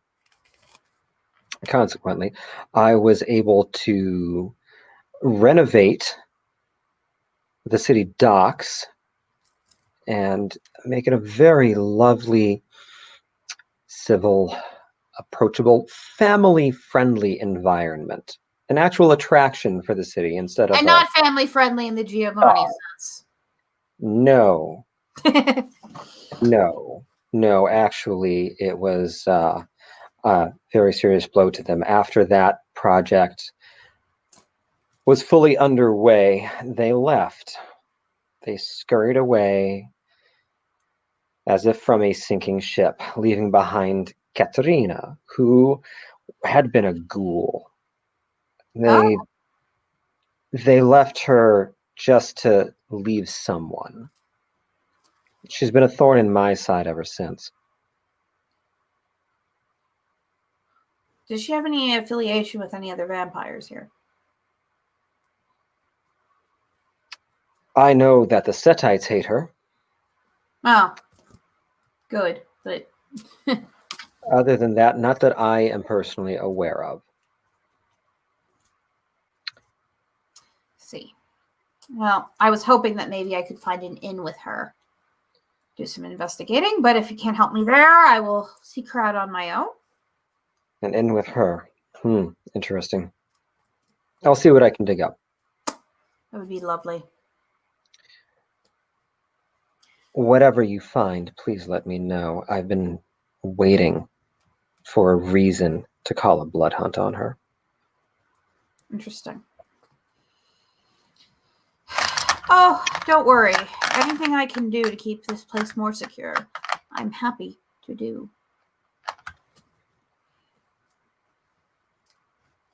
Well, it seems like this is better than I was expecting, quite frankly. I thought I might have to incentivize some direct cooperation between myself and you. I have my own ideals and reasons to do what I am doing, but none which I assure you are any threat to you or at a crossroads with any of your interests. We are perfectly aligned. Well, as a member of the Camarilla, I would expect nothing else. Mm-hmm. Of course. Odd. What do you Getting think? back, Looking at Anais, I just go like, "What do you think, darling?"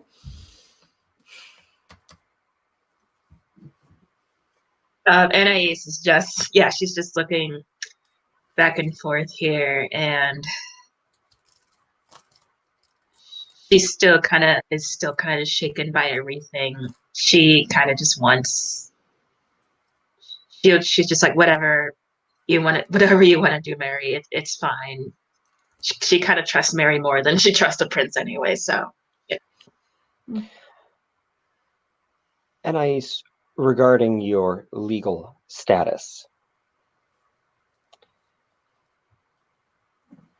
Technically speaking, you are still the child of Urbain de la Cour.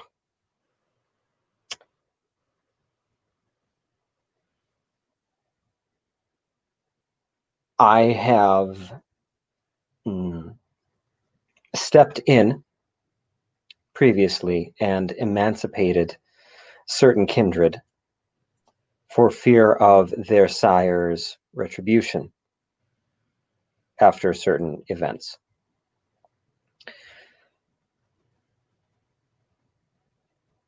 I, however, hesitate in this case because I do not believe that you are in danger from your sire, and leave your emancipation to him. Do you have any sort of info on my sire, where his whereabouts could be at all? I have a number. Interesting. Well, yes. He pulls out his phone, looks it up, takes out a notebook, writes something on it, hands it to you, and it says Urbain with a phone number. I expect that he would be interested to hear from you as well. I know that he regretted not getting to say hello last night.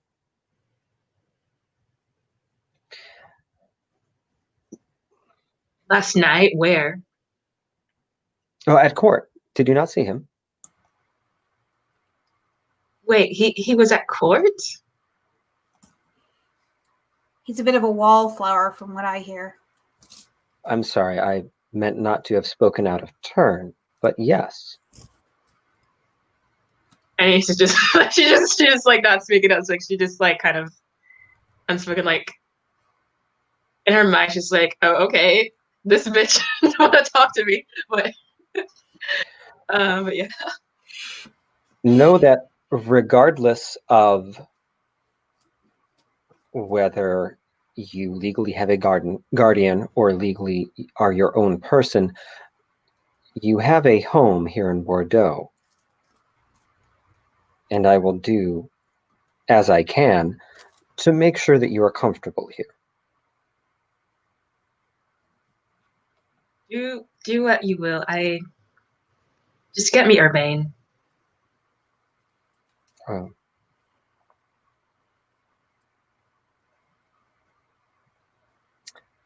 He is a hedgehog of a man. I think that he would take hearing from you better than hearing from me about you. If you like, Anais, if you want, I'd be more than happy to have the car take you. That would be nice. Yes. All right. May I have one moment? I just want to text my driver real quick. Of course. Mm-hmm. All right, what is the address?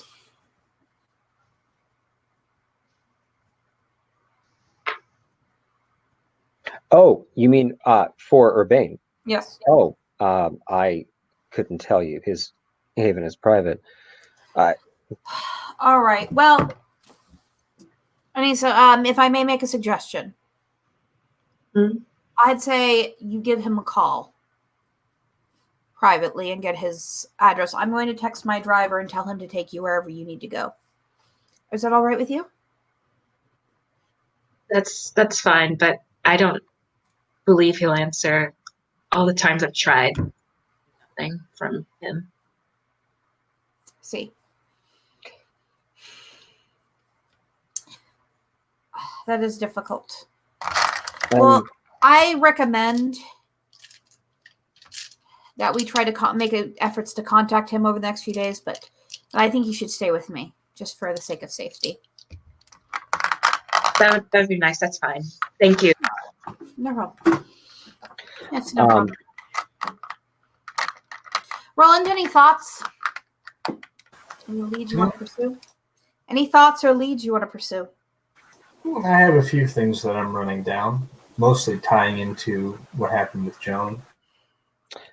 Yes, please keep me apprised regarding that investigation. I am very concerned at what it suggests that someone as powerful as Joan was targeted in Bordeaux.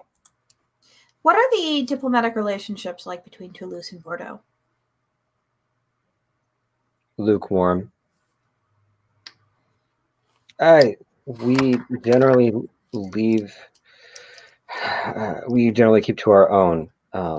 I don't have anything particularly kind to say about a marquis.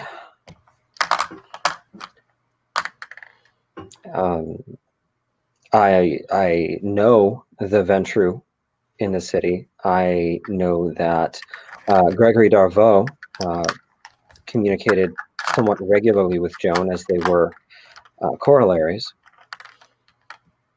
But we've been far enough away to be able to stay out of each other's business, and that has worked well. I see. I'm just wondering if maybe there are some factions there that are more friendly to this city than others. If you have, say, enemies in Toulouse and friends also in Toulouse, friends would be a good contact. Enemies who might also dislike Madame Joan might find it very convenient if she was murdered on your soil. I have heard that the former Marquise of Bordeaux, Madeleine, has been frequenting court in Toulouse. For context, for some time, Bordeaux was under the thrall of Paris. In the early 20th century, I was able to wrest the praxis from Madeleine, and by extension Villon, and have been prince ever since, with one small hiccup, I will admit. I see. Well, Anais, darling, could you tell me, do you know this Madeleine at all? What was her relationship with your friend? It might be very relevant. So, to fill in some blanks here, Anais would know that Joan and Madeleine were friendly enough, but not really friends.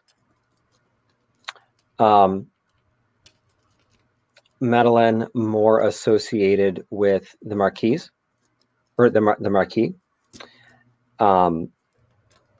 and was, though she had no formal title, was sort of an extension of his power. Interesting, because Madeleine is Villon's child, but the current Marquis of Toulouse is Villon's grandchild. Oh. who inherited the position from his sire. Mm. And what is your relationship like with the Marquis himself? My relationship? Mm-hmm. Do you have one? You can make up whatever you want here. Okay. Let's see. But now I have to do it on the spot. So for me, I've been. To give you some catalyst, he's very kind of hoity-toity and is like, listen to me, I'm the Marquis. My granddaddy is Prince of Paris. He's kind of spoiled, kind of a brat, but an effective ruler. My father will be hearing about this kind of deal. Draco Malfoy. Draco Malfoy. No, it's more like I can do terrible things. Trust me, because I have this other relationship. Okay. Like you know that he handles it. He doesn't go running to granddaddy. But it's this very nepotistic, aristocratic, is oligarchy? Does oligarchy work here? Yeah, I guess so. Yeah. Especially for the Camarilla.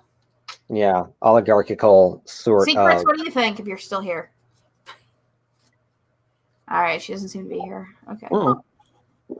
It's late in France. It is very late in France. I should probably tell some people we have a few viewers. We have quite a few viewers right here right now, by the way. Thank you, everybody. Please put any questions you have in chat. We will answer them after the show.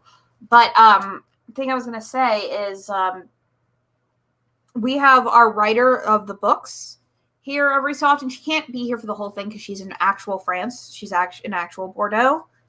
And yeah, sometimes she is here. So if you ever have like questions for her and anything, go ahead and ask her. Actual Bordeaux, not fake Bordeaux. Yeah, like real. Yeah. Actually, we're just like, we're just sparkling vampires like Twilight. Okay. But it's not really Bordeaux unless you're from the Bordeaux region of France. Oh, right.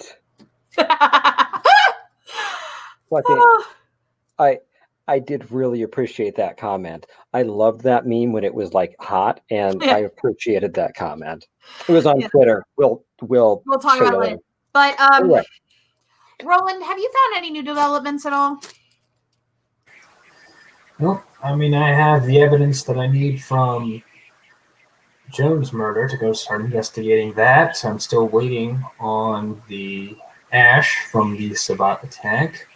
Hopefully I can get that soon. I do have a couple of leads as to who might have been involved in Jones' attack. Those things I need to run down. But the idea is who could have possibly supplied the flare shell and who could have been laying on top of that roof, which there was a little bit of evidence left behind, even though there wasn't very much. All right. Well, you're muted.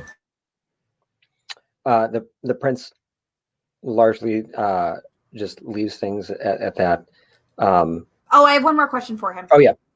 What is the accessibility of weapons of that nature in the city? For a flare gun? Mm-hmm. I'm asking the prince, too, because he would know best. Mm-hmm. A flare gun? Mm-hmm. Naval flare guns are standard issue rescue equipment on any naval craft. They're also produced in town. Is there a possibility that they got that straight from the source? I mean, it's entirely possible, considering that we don't know yet who might have been behind this attack. What are the locations of these places? Well, I don't happen to know that, but I can have Celine get you details. Thank you. That would be very helpful.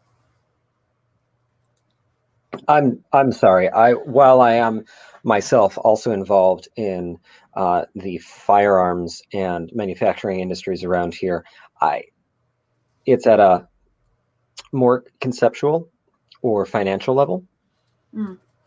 I understand. But we have to follow up any lead we can. Of course. No, I will have Celine get you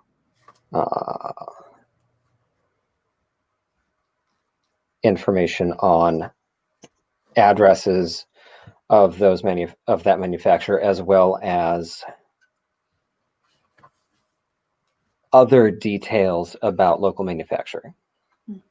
And just to show my support and to show my appreciation for your hospitality thus far, is there a chance that you would like to get any updates on our investigation, and how frequently would you like them?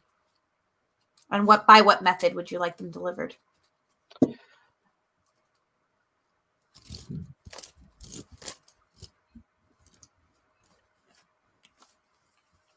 Celine and Lambert are the most secure methods, avenues of communication with me. Do they have a secret phone number, something, maybe a method of communication not as easily available to the rest of the court? I would leave Lambert sharing such information up to him. However, he takes out a case of business cards and makes sure that everyone has Prévost's main number, and all it says on it is Prévost with a phone number.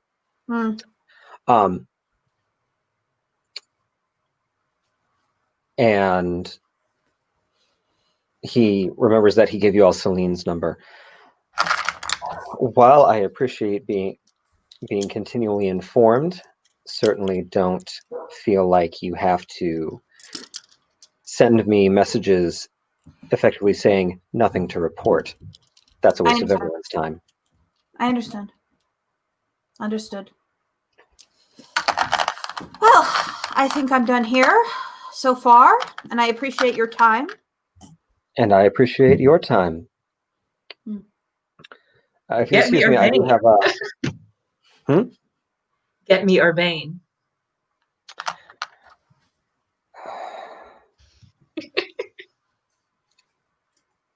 I will have him contacted.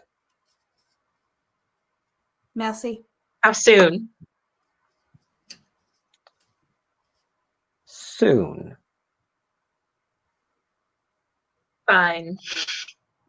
I'm going. I'm done. I'm done, Suzanne. Suzette, sorry.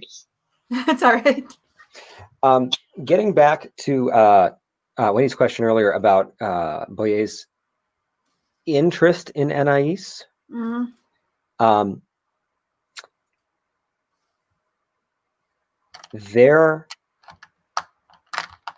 He was being sincere about being concerned for her safety. And it wasn't, though you're not sure exactly what the thinking behind this was, it wasn't just out of concern for someone's well-being. There was some other layer to it, but you're not sure what it was. Okay. But he was also sincere. It's not like he was covering up his tracks or anything. All right. Yeah, I'd like to check to see his mood for coming out of this meeting. I'll just tell you, he was actually seeming quite relaxed and confident until Anais started pushing him. Oh. Okay. Sounds fun.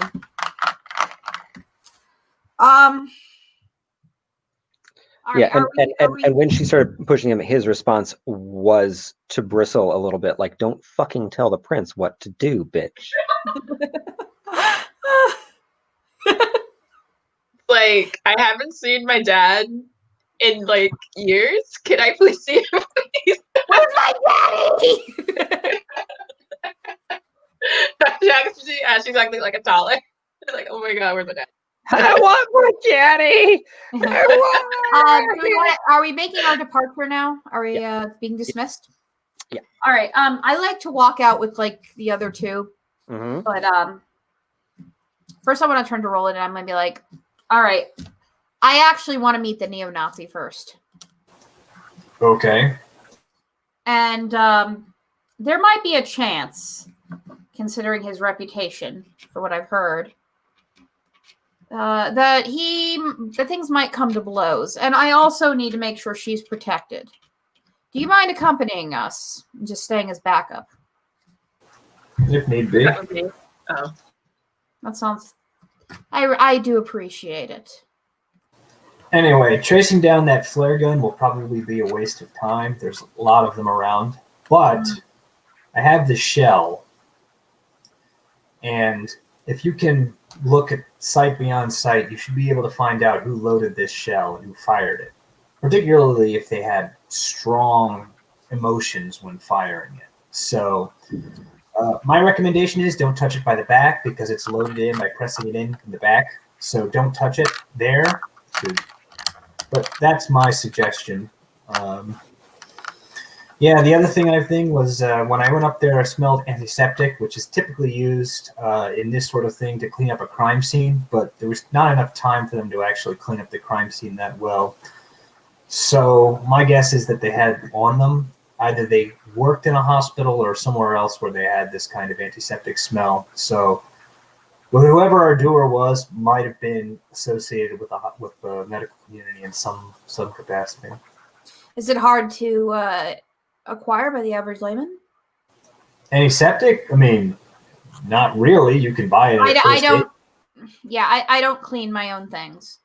Well, you can buy it at any pharmacy, but I don't go into pharmacies. Why would this person have that significant amount of quantity to the point where they smell so strongly of it, even after they've left on them?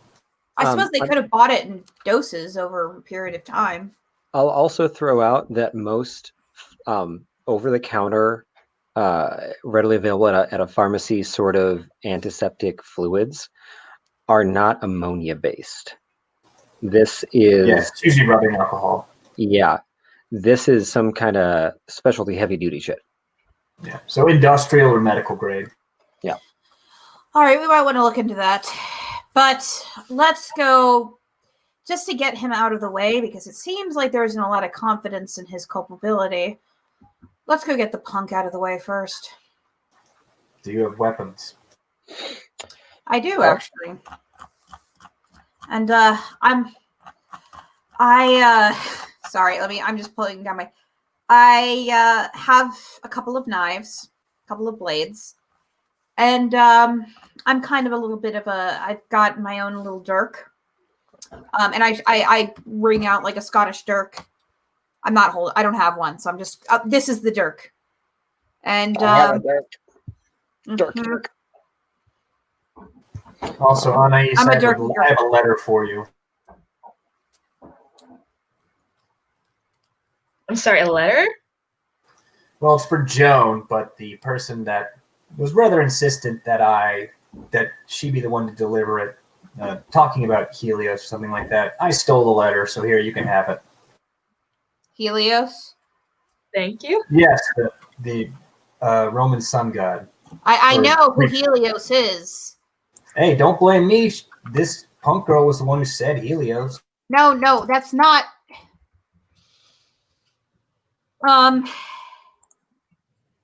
Yeah, you realize what the... Okay, so I should probably mention I do have high occult, so I do recognize the significance of that. You recognize it as a lot of things. If how about this? Tell me what you're thinking, and I can confirm or deny it. I know that you have a high occult, so we won't worry about it. Patron of sorry, my brain is not working. I'm pulling up the wiki right now. But I'm always really bad at he's got a significance among werewolves. Mm-hmm. Yes. And he is and changelings. So that's why I'm like, excuse me, Yeah, he's a patron of changelings. You wouldn't happen to have been noticed any animals around since you've been on the streets, have you? Because you might want to keep an eye out for them. And is that correct? Is that a correct instinct to have? Gabe? Is that yeah, specifically the werewolves, yeah. Yeah. We might have a. Did you piss off a werewolf? Possibly. Thank you. You have made this all more complicated. Great job. Hooray. I'm so happy to hear this. I'm thrilled. I am so thrilled. Okay, I'm calming down. I'm sorry, my composure. I just really don't like werewolves. Well, How's Anais doing with all of this? Anais, darling, do you know any werewolves? Anais is still reeling at this letter while like Colin and Mary are like arguing back and forth. She's just looking at the letter like, Does Anais actually have the letter yet? Because like Roland started talking about it, and then Marie was like, "Wait a minute, what?" I mean, he held it out. If she wanted I can't help it. I know. Okay, so I just want to make sure that Anais has actually received the letter at this point. I'm sorry. I just.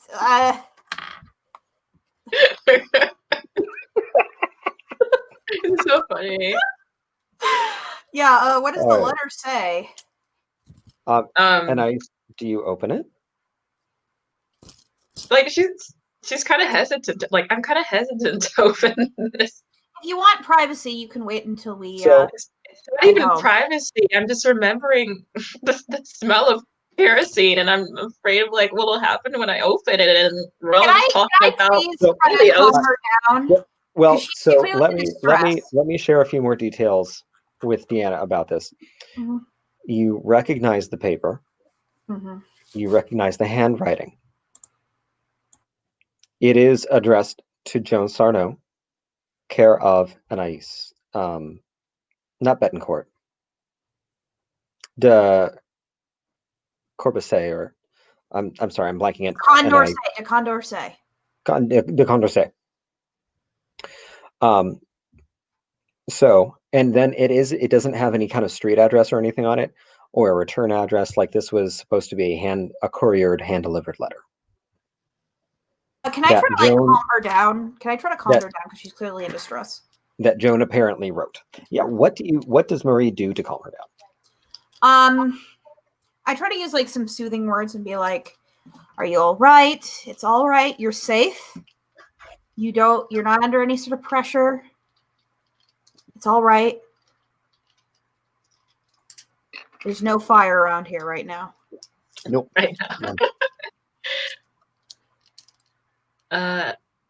Yeah, after Mary and Roland's little debacle kind of died out, she kind of got her thoughts collected a little bit better.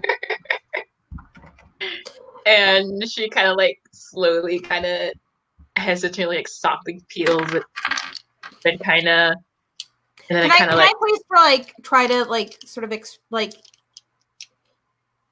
impress some calm into her? Like I don't know how to put it. And this just isn't something that this just also isn't something that we would roll for. Okay, I just want to make sure. Yeah, no, Marie is doing her best to be calming and reassuring. Yes. Okay, I just want to make sure. And I am totally going to meme the shit out of this past discourse, okay? So, You open the letter? Yeah. Petite fleur, little flower. This is what Joan called you. If you are reading this, it is because I was unable to intercept it. Oops. Well, I could not have predicted the exact nature of my indisposedness.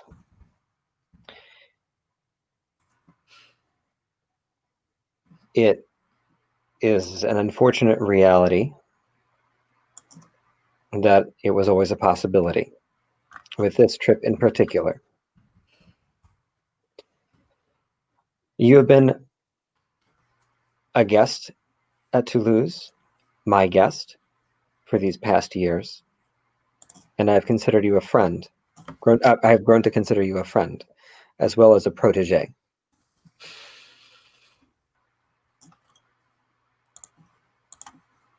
However, I find myself, after a fashion, with a final request. Though Toulouse is not your home, I ask you to take on its cause. We have existed under the yoke of Francois Villon for too long. There are those of us who wish independence. To be as Bordeaux is, our own praxis.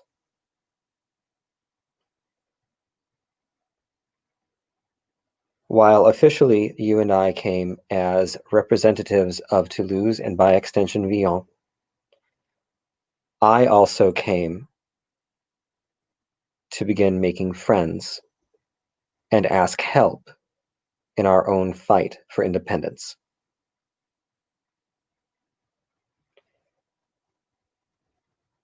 As unfortunate as the Sabbat raid was for the residents of Bordeaux, it is also Toulouse's opportunity to forge a unique relationship with a useful ally. We may offer them aid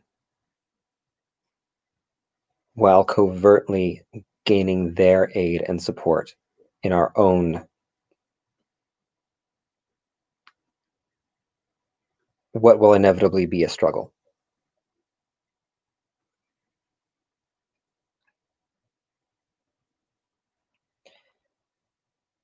Please contact Gaston to at least inform him of my indisposedness. If you take up this cause, also inform him, and he will be able to put you in touch with our friends in Toulouse.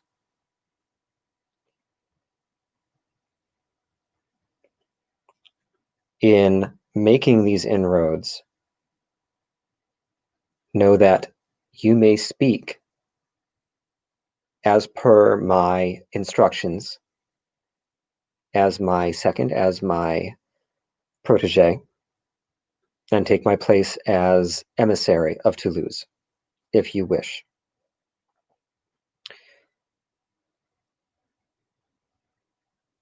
While you cannot unilaterally volunteer the court of Toulouse to any errand at all, you may officially negotiate terms with Boyer and the rest of the court in Bordeaux.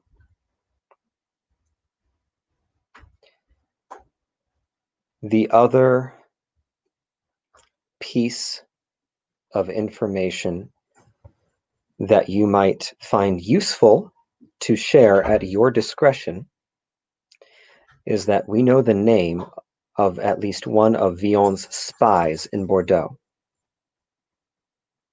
That name is Marion.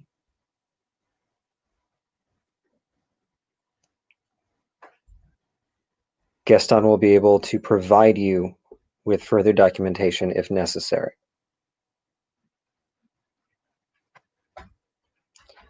I suggest that you employ this information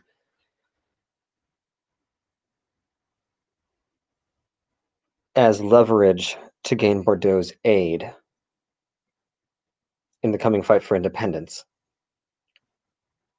and not simply offered as a gift, but it is yours now to do with as you see fit. I believe in your strength. I believe in your spirit. I believe that you will be able to make something good of this unlife.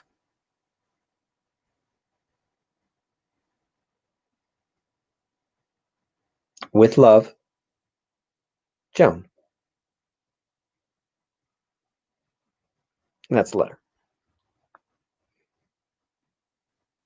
Pour one out for Joan. That's a lot. Like I doesn't know like where to even start with that. I forgot totally what I was gonna do. She gives the letter to Roland for him to read, and Anais basically says, Roland, after you read this and marry, if you desire, just burn this because we can't have this going around at all. Of course. Maybe we can get the werewolf friend to eat it.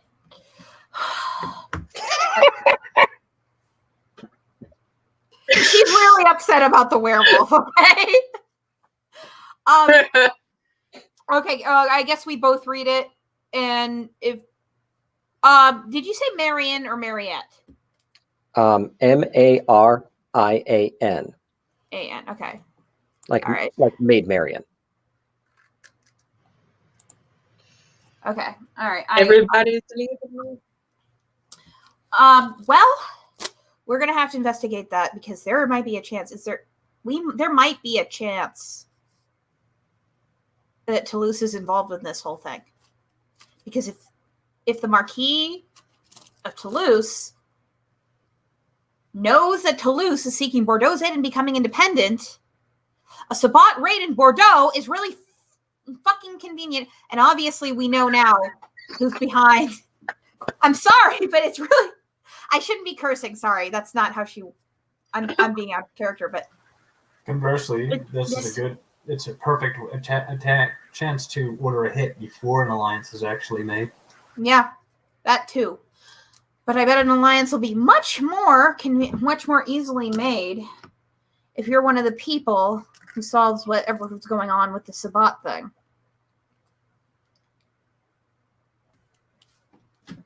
Oh, sorry, were you talking to me? Yes, I was. Okay. Sorry. Sorry. All right. Well, are you okay, darling?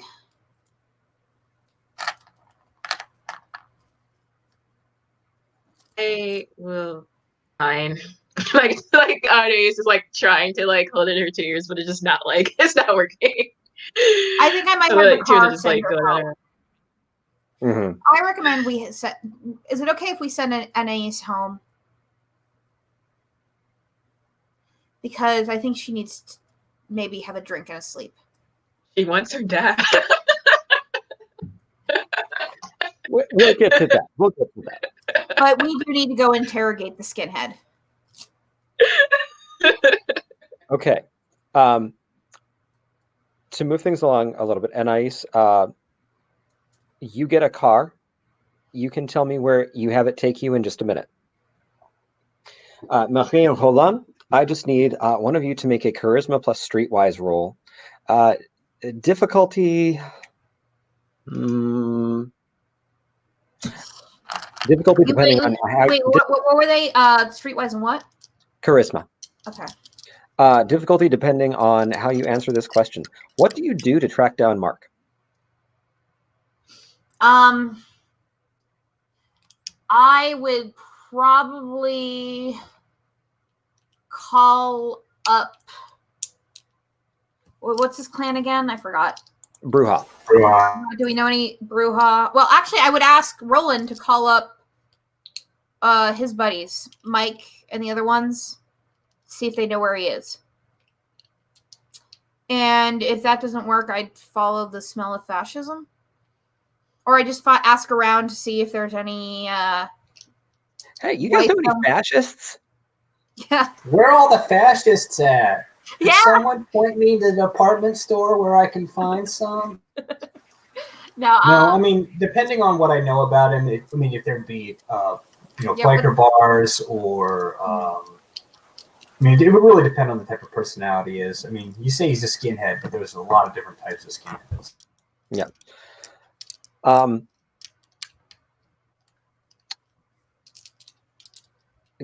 Give me a charisma plus streetwise difficulty 6.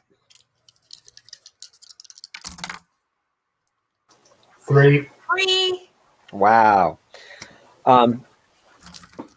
So it does, in fact, take a little bit of calling around, but eventually you basically hear back through the grapevine, through the Bruja grapevine, that he's actually at the Fabrique. Okay. Easy enough. Yeah. And can I... Now, I'm going to turn to Roland. Roland, Laura said that I should use my womanly wiles, so I guess I'm pulling this out. Better than me using my womanly wiles. That's the best thing you've said all night. But considering that, why don't you pose as my bodyguard? As your bodyguard Yes. to the Fabrique. Yes. I think it makes perfect sense.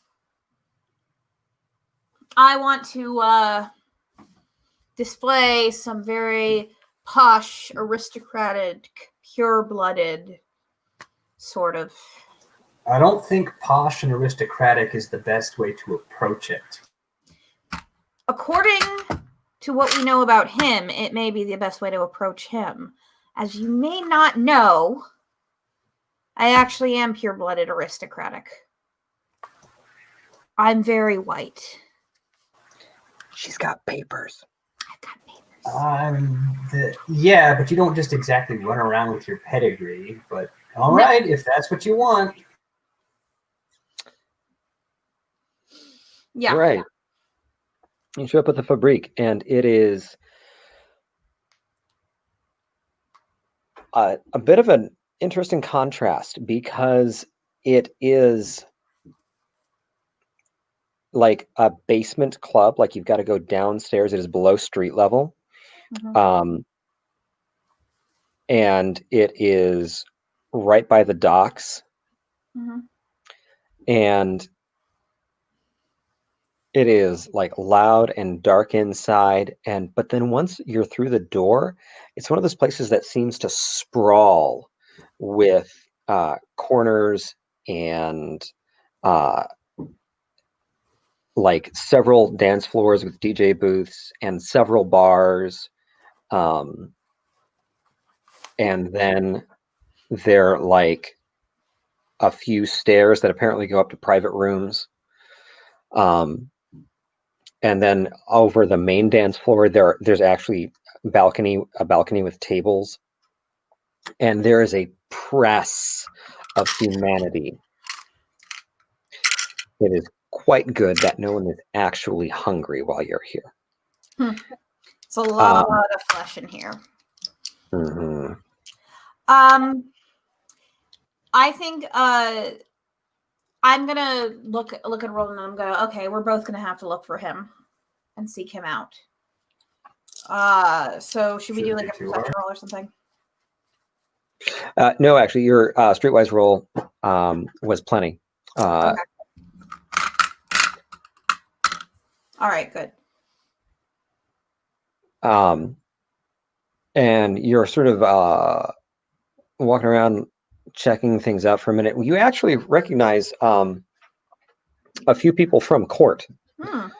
Mm-hmm. At one of the balcony tables, you see Charles Nassau, who is also a Bruja.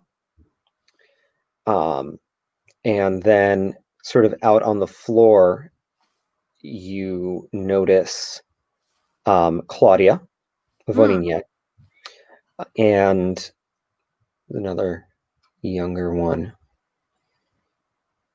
that you might know. Or maybe that's it here tonight. Would that be it? No, you recognize another of the Tremere. You didn't catch his name, but there's at least one other person that you recognize from court, dressed very differently.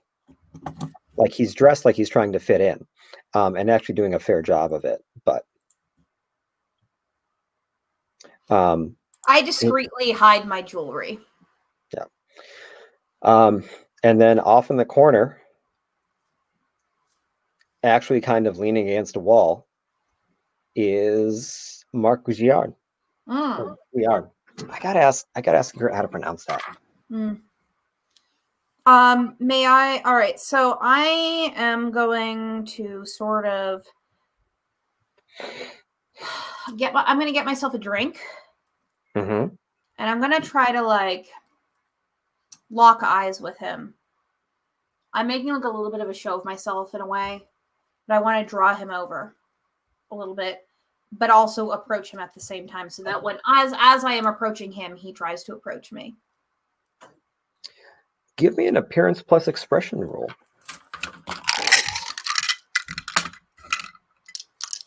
What's the difficulty?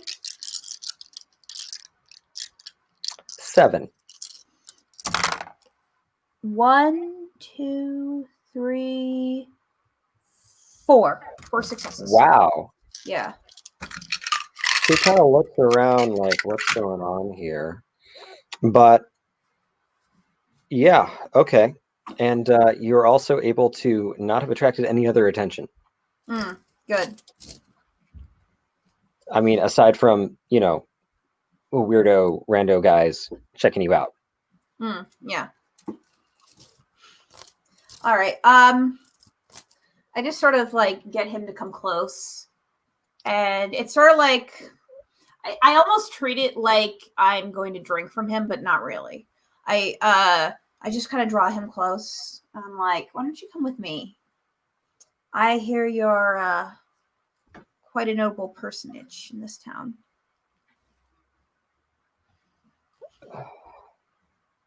I didn't see you at court, and I want to make every acquaintance I can. I saw you though. So you know that I'm not okay. And Okay. then I just sort of like, smile, and I just sort of like lead him along. Yeah, where do you go? Is there any sort of secluded area? I might actually want to take him out in an alley, if possible. Oh yeah, no, there's definitely a door out to a service alley, basically. All right, I look at Roland and I go, "Can you make sure that we're not disturbed? I want it to just be me and him." All right. Thank you. All right, then I say, okay, so that are we out in the alley? Yeah. You're Marc Gerard, correct? Yeah. You're Marie new. Suzette. Yeah. De Grey Hi. Comtesse de Dreux. You're fucking you're huh. My family has deep roots in this area, actually. I may seem new, but I'm not as new as you would imagine. I'm not that far from here, and I like keeping my homeland safe, and that's why I'm here now. You would know. Okay. Do you know anything about that? About what? Would you know anything about that? I hear you do. You mean getting all of the trash out of town? Yes. I do like to keep a tidy homestead. Tell me. Because we would have been able to do much better 2 weeks ago if not for all the touchy-feely bullshit that the court engages in. I don't like it when supposed strong men are a little too touchy-feely. You know what I mean? Right? You know what I mean? It's really why maybe as much as I like a tidy street, sometimes a little bit of blood needs to be spilled, It takes a strong man a strong force to keep things clean. And sometimes a little conflict is what's needed to make that clear, don't you think? I do. Oh, I'm so glad you agree. Maybe How? this is a shot in the arm, you know? Yeah, what? So, what brings you to Bordeaux? I want to make all of this region of France, all of the South France, as clean as it should be. Yes. And sometimes I think, Camarillas, organized as they try to be, don't always have the most effective methods to do so. Don't you agree? And I'm not like a crazy person. Like, I've thought about this a lot, but there's just something about how we've let all of these people in, and our society is so permissive, and then the Camarilla just says let it go. Just let the humans do what the humans are going to do, and the humans have lost their minds. And they started losing their minds 100 years ago. Oh yeah, well, because certain groups have been trying to undermine our power for so long, and I just think it's disgusting. And sometimes you need to take a firm hand and end all this politeness to do so. Don't you agree? Absolutely. It's like these people are the fucking problem. Why do we care about their feelings? I mean, you seem to care about what's really important, don't you? Bordeaux for Bordeaux. Mm-hmm. Tell me, what actions have you taken? What? Well, you seem like such a strong man, and you seem like a man on a mission, and I just really hope to find somebody else who wants to make a mission of this. I want to make it my mission. Roll manipulation plus subterfuge. Manipulation plus subterfuge. 1, 2, 3. Okay. Manipulation plus subterfuge. Okay. Difficulty 5. Oh, okay. 1, 2, 3. 3 successes. Okay. I mean, I do what I can, but like, look, I'm honest with people. I get in a lot of fights for it. So it's kind of just me here trying to like keep Bordeaux. Like, I have no help. I'm fucking tired, frankly, of all the bullshit prancing around. Oh, let's make friends that happens at court. And you really have no help? None? No. In the city? None at all. That's absurd. I mean, not since the last time the Germans came through. Mm. I mean, don't get me wrong. Those filthy fucking foreigners needed to get the hell out of our city, but they at least, understood what it took to have a strong society.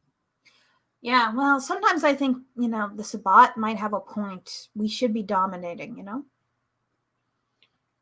What do you mean?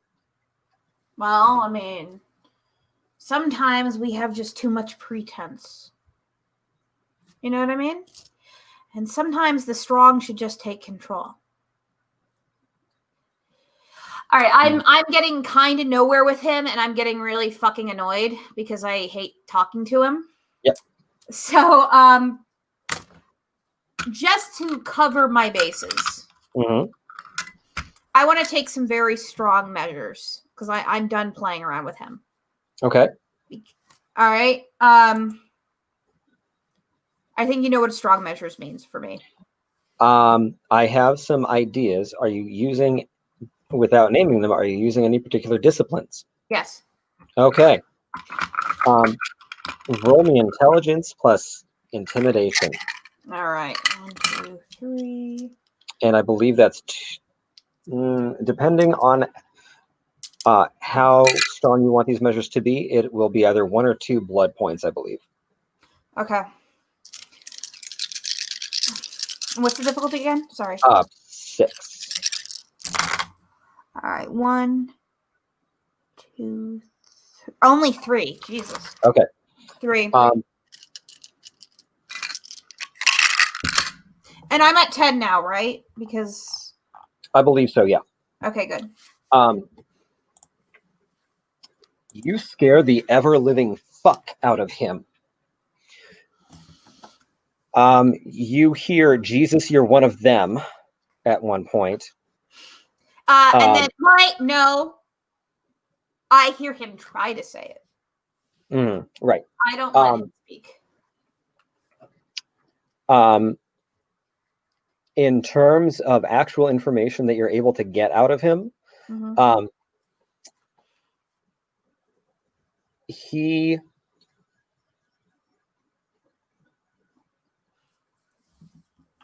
believes that the Sabbat are another foreign influence that needs to just get the fuck out of here. He does not know anyone in the Sabbat, and he did not help with the raid. All right, I'm going to look at him. I'm going to go, all right, listen very carefully. I'm actually not who you think I am. I am actually who I've said I am, in a manner of speaking. You're not going to speak a word of this to me, to anyone. All right? Do you understand? That's what I thought. All right. And I want to make something very clear. When you hear from me, and you will know when you've heard from me, you're going to follow orders. Does that sound nice?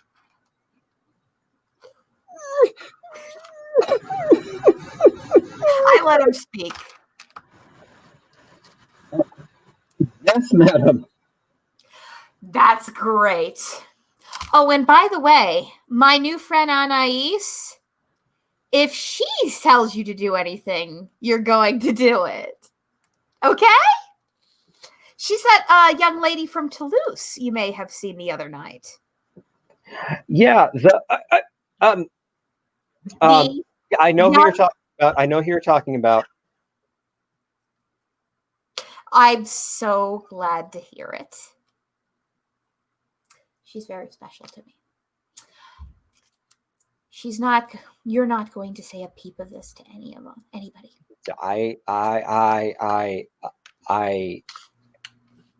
No, I won't. I'm so glad to see that we could work this out.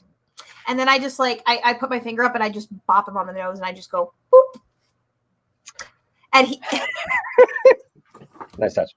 And I go, oh, right then. You're going to carry on as if nothing happened. And I might have use for you later on. All right? Thank you. Good night. And I leave. Whew. Okay. Roland, Marie comes back in from the alley door.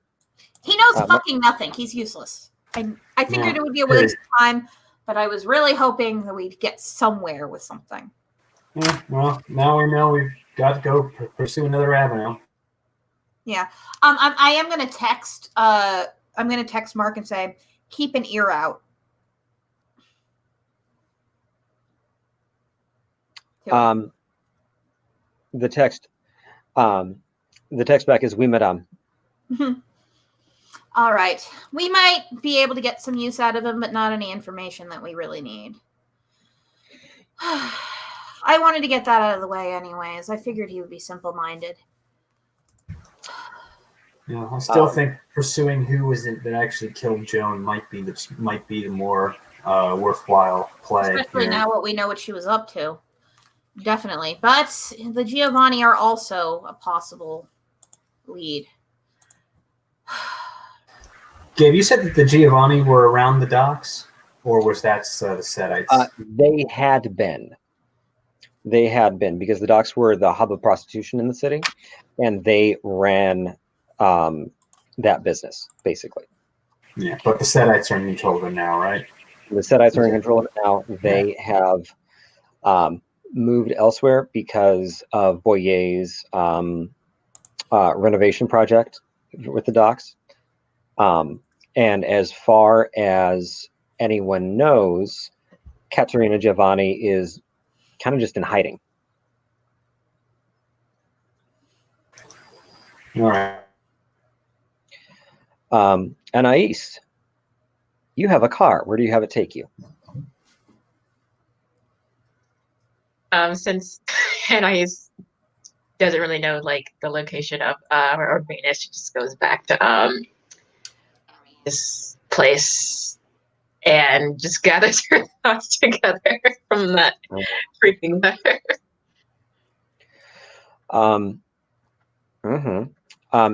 Do you reach out to Urbane though?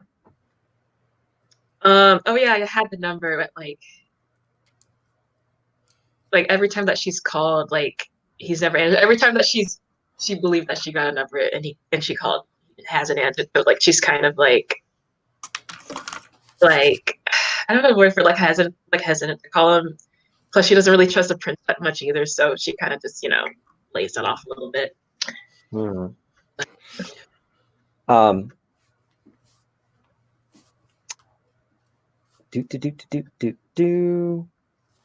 Who gave their number to Laure Nouveau last time?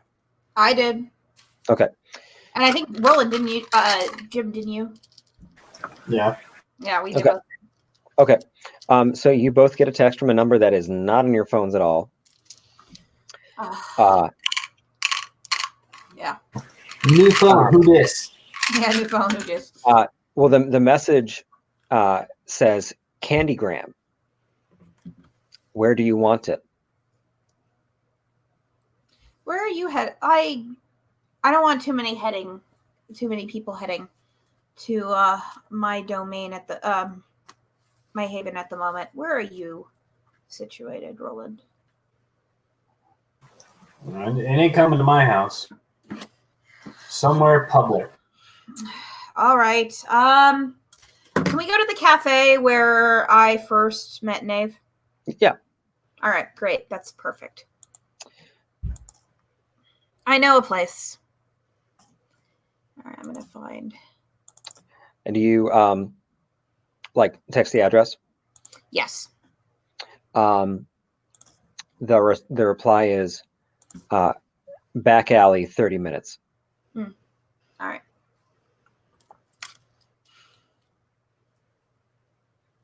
All right. You show up and go to the back alley behind the cafe. Yes. When you get there, there is a large figure. All right. And I look at Roland and I go, why don't you go first? Sure. Wearing a very bulky parka kind of jacket, baggy jeans, like work boots, like Timberland boots, and one of the caps with the flap that folds up, like something from the backwoods of Maine, with the collar pulled up, and they're holding a backpack, and the figure says, "You Marie?" No, sorry, Roland went first. You Roland? Some call me. And you are? Carcass. You're not a werewolf, are you?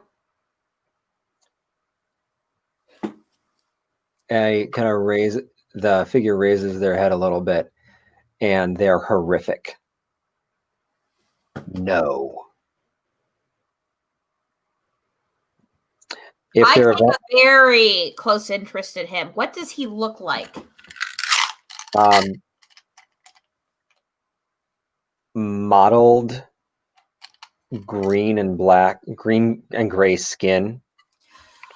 Nosferatu then. Okay. Mm-hmm. All right. Snake pupils. He holds out the backpack. Candygram. Merci. Received. It turns and walks away. All right. Do we just open it here? Do you want to open here, or do you want to open it back at my place? Assuming there's no like overt surveillance, I'm gonna take a quick look inside. All right. Inside, you find 3 things. One of them is a plastic bag, zip top bag, with a hand in it. You also find. Can I have the hand? I just start playing. Wait until you get back home before you get to play with your toy. There's a sleeve from a velvet coat or jacket or something. Looks like it's been had embers that burned little holes in it. And actually where it would attach to the rest of the garment is all just char. And then there is a dress, sleeveless, not immodest length, but a light material, and it's kind of gray with ash. Well, these are not exactly what we asked for, but it's perfectly suitable for what they are. Is the hand male or female? Intelligence plus medicine. Okay, 1, 2. Sorry, I was just 1, 2, 1, 2, 3, 4. What's the difficulty? Oh, I'm sorry. 7. Ooh, hi. Okay. 1, 2 successes. What you are able to tell about this hand is that it came from someone that was masculine bodied. Okay. And it was hacked off post-mortem. Okay. And I just repeat that. Masculine body, hacked off post-mortem. Probably one of the ghouls that died. Likely. So, interesting point about dead bodies and vampires. When you kill a vampire, time catches up with them. They do not automatically ash, though, like in Buffy. Mm-hmm. But depending on the age. Depending on the age, they could absolutely have just turned into ash.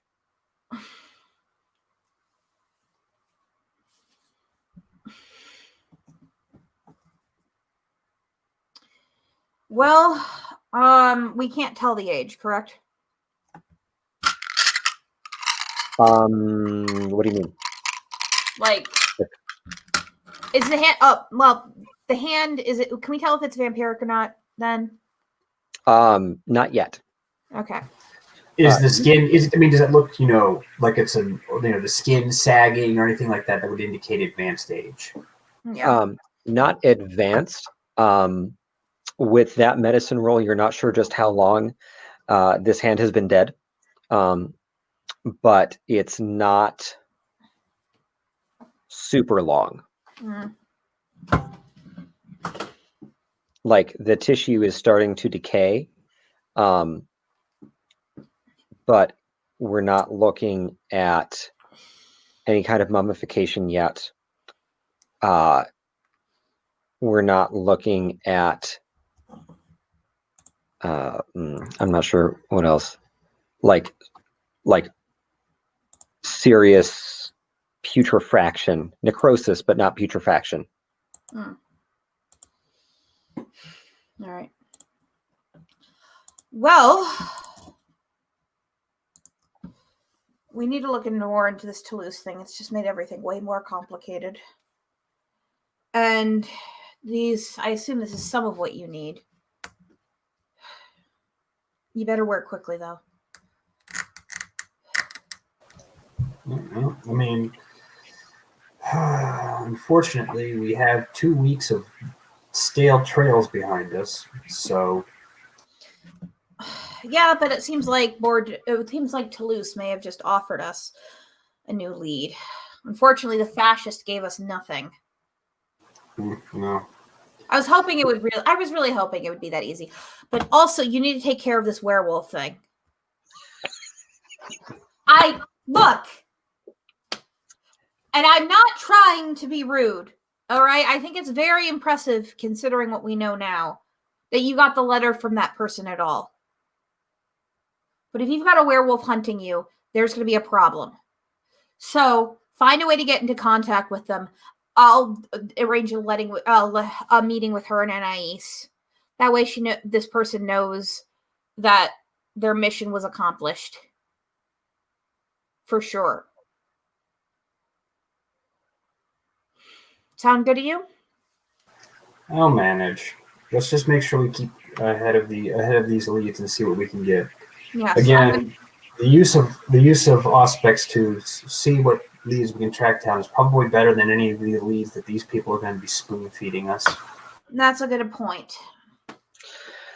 And for the consideration of real world time, here in real, not Bordeaux, we're going to call the session there. Yes.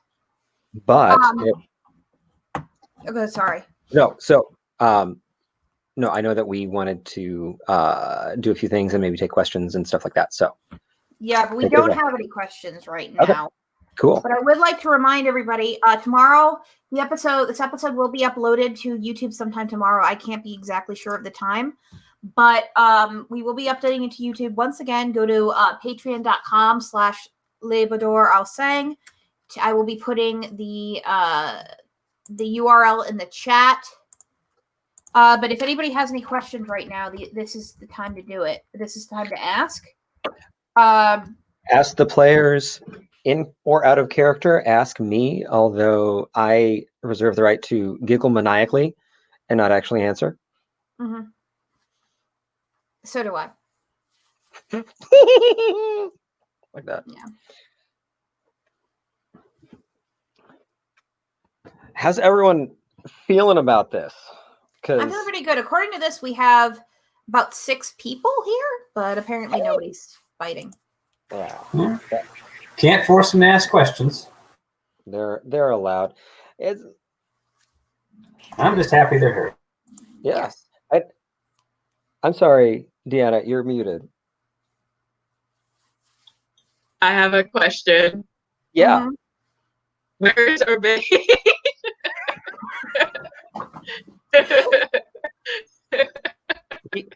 He is in his basement studio painting.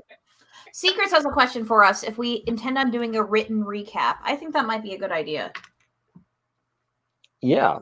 I was actually thinking of us starting a Tumblr where each of us could submit like journal entries. How would you guys feel about that? That sounds good. Yeah. Did we want to maybe do that with the Discord? Yeah, we can do that with the Discord too. Yeah. Oh yeah, we have a Discord. Do you want to put the invite link in the chat? Or can you not do that? You can do it, right? I am not on the... Okay, I understand. Yeah. Let me just... Well, I can't really... this is actually a patrons-only Discord, so... Yeah, that might not work.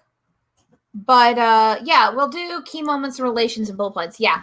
Can I just say this? The werewolf thing has got me interested. I'm gonna have a lot of questions for Anais about how the fuck she knows werewolves next time we talk. It's funny because Jim, the player, knows a lot about Werewolf, the game, and it's funny to see where you're right and where you're completely wrong. Yeah.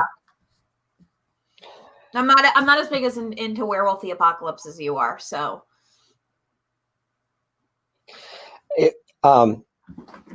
For me, as much as like I got into Werewolf, thought it was kind of cool and stuff. It was all the rest of the werewolf continuum that was not necessarily werewolves that I thought was super cool. Yeah.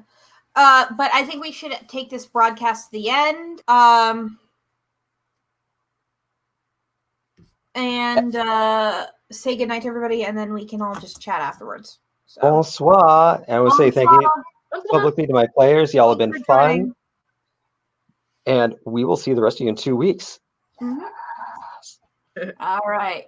And 5, 4, 3, 2, 1.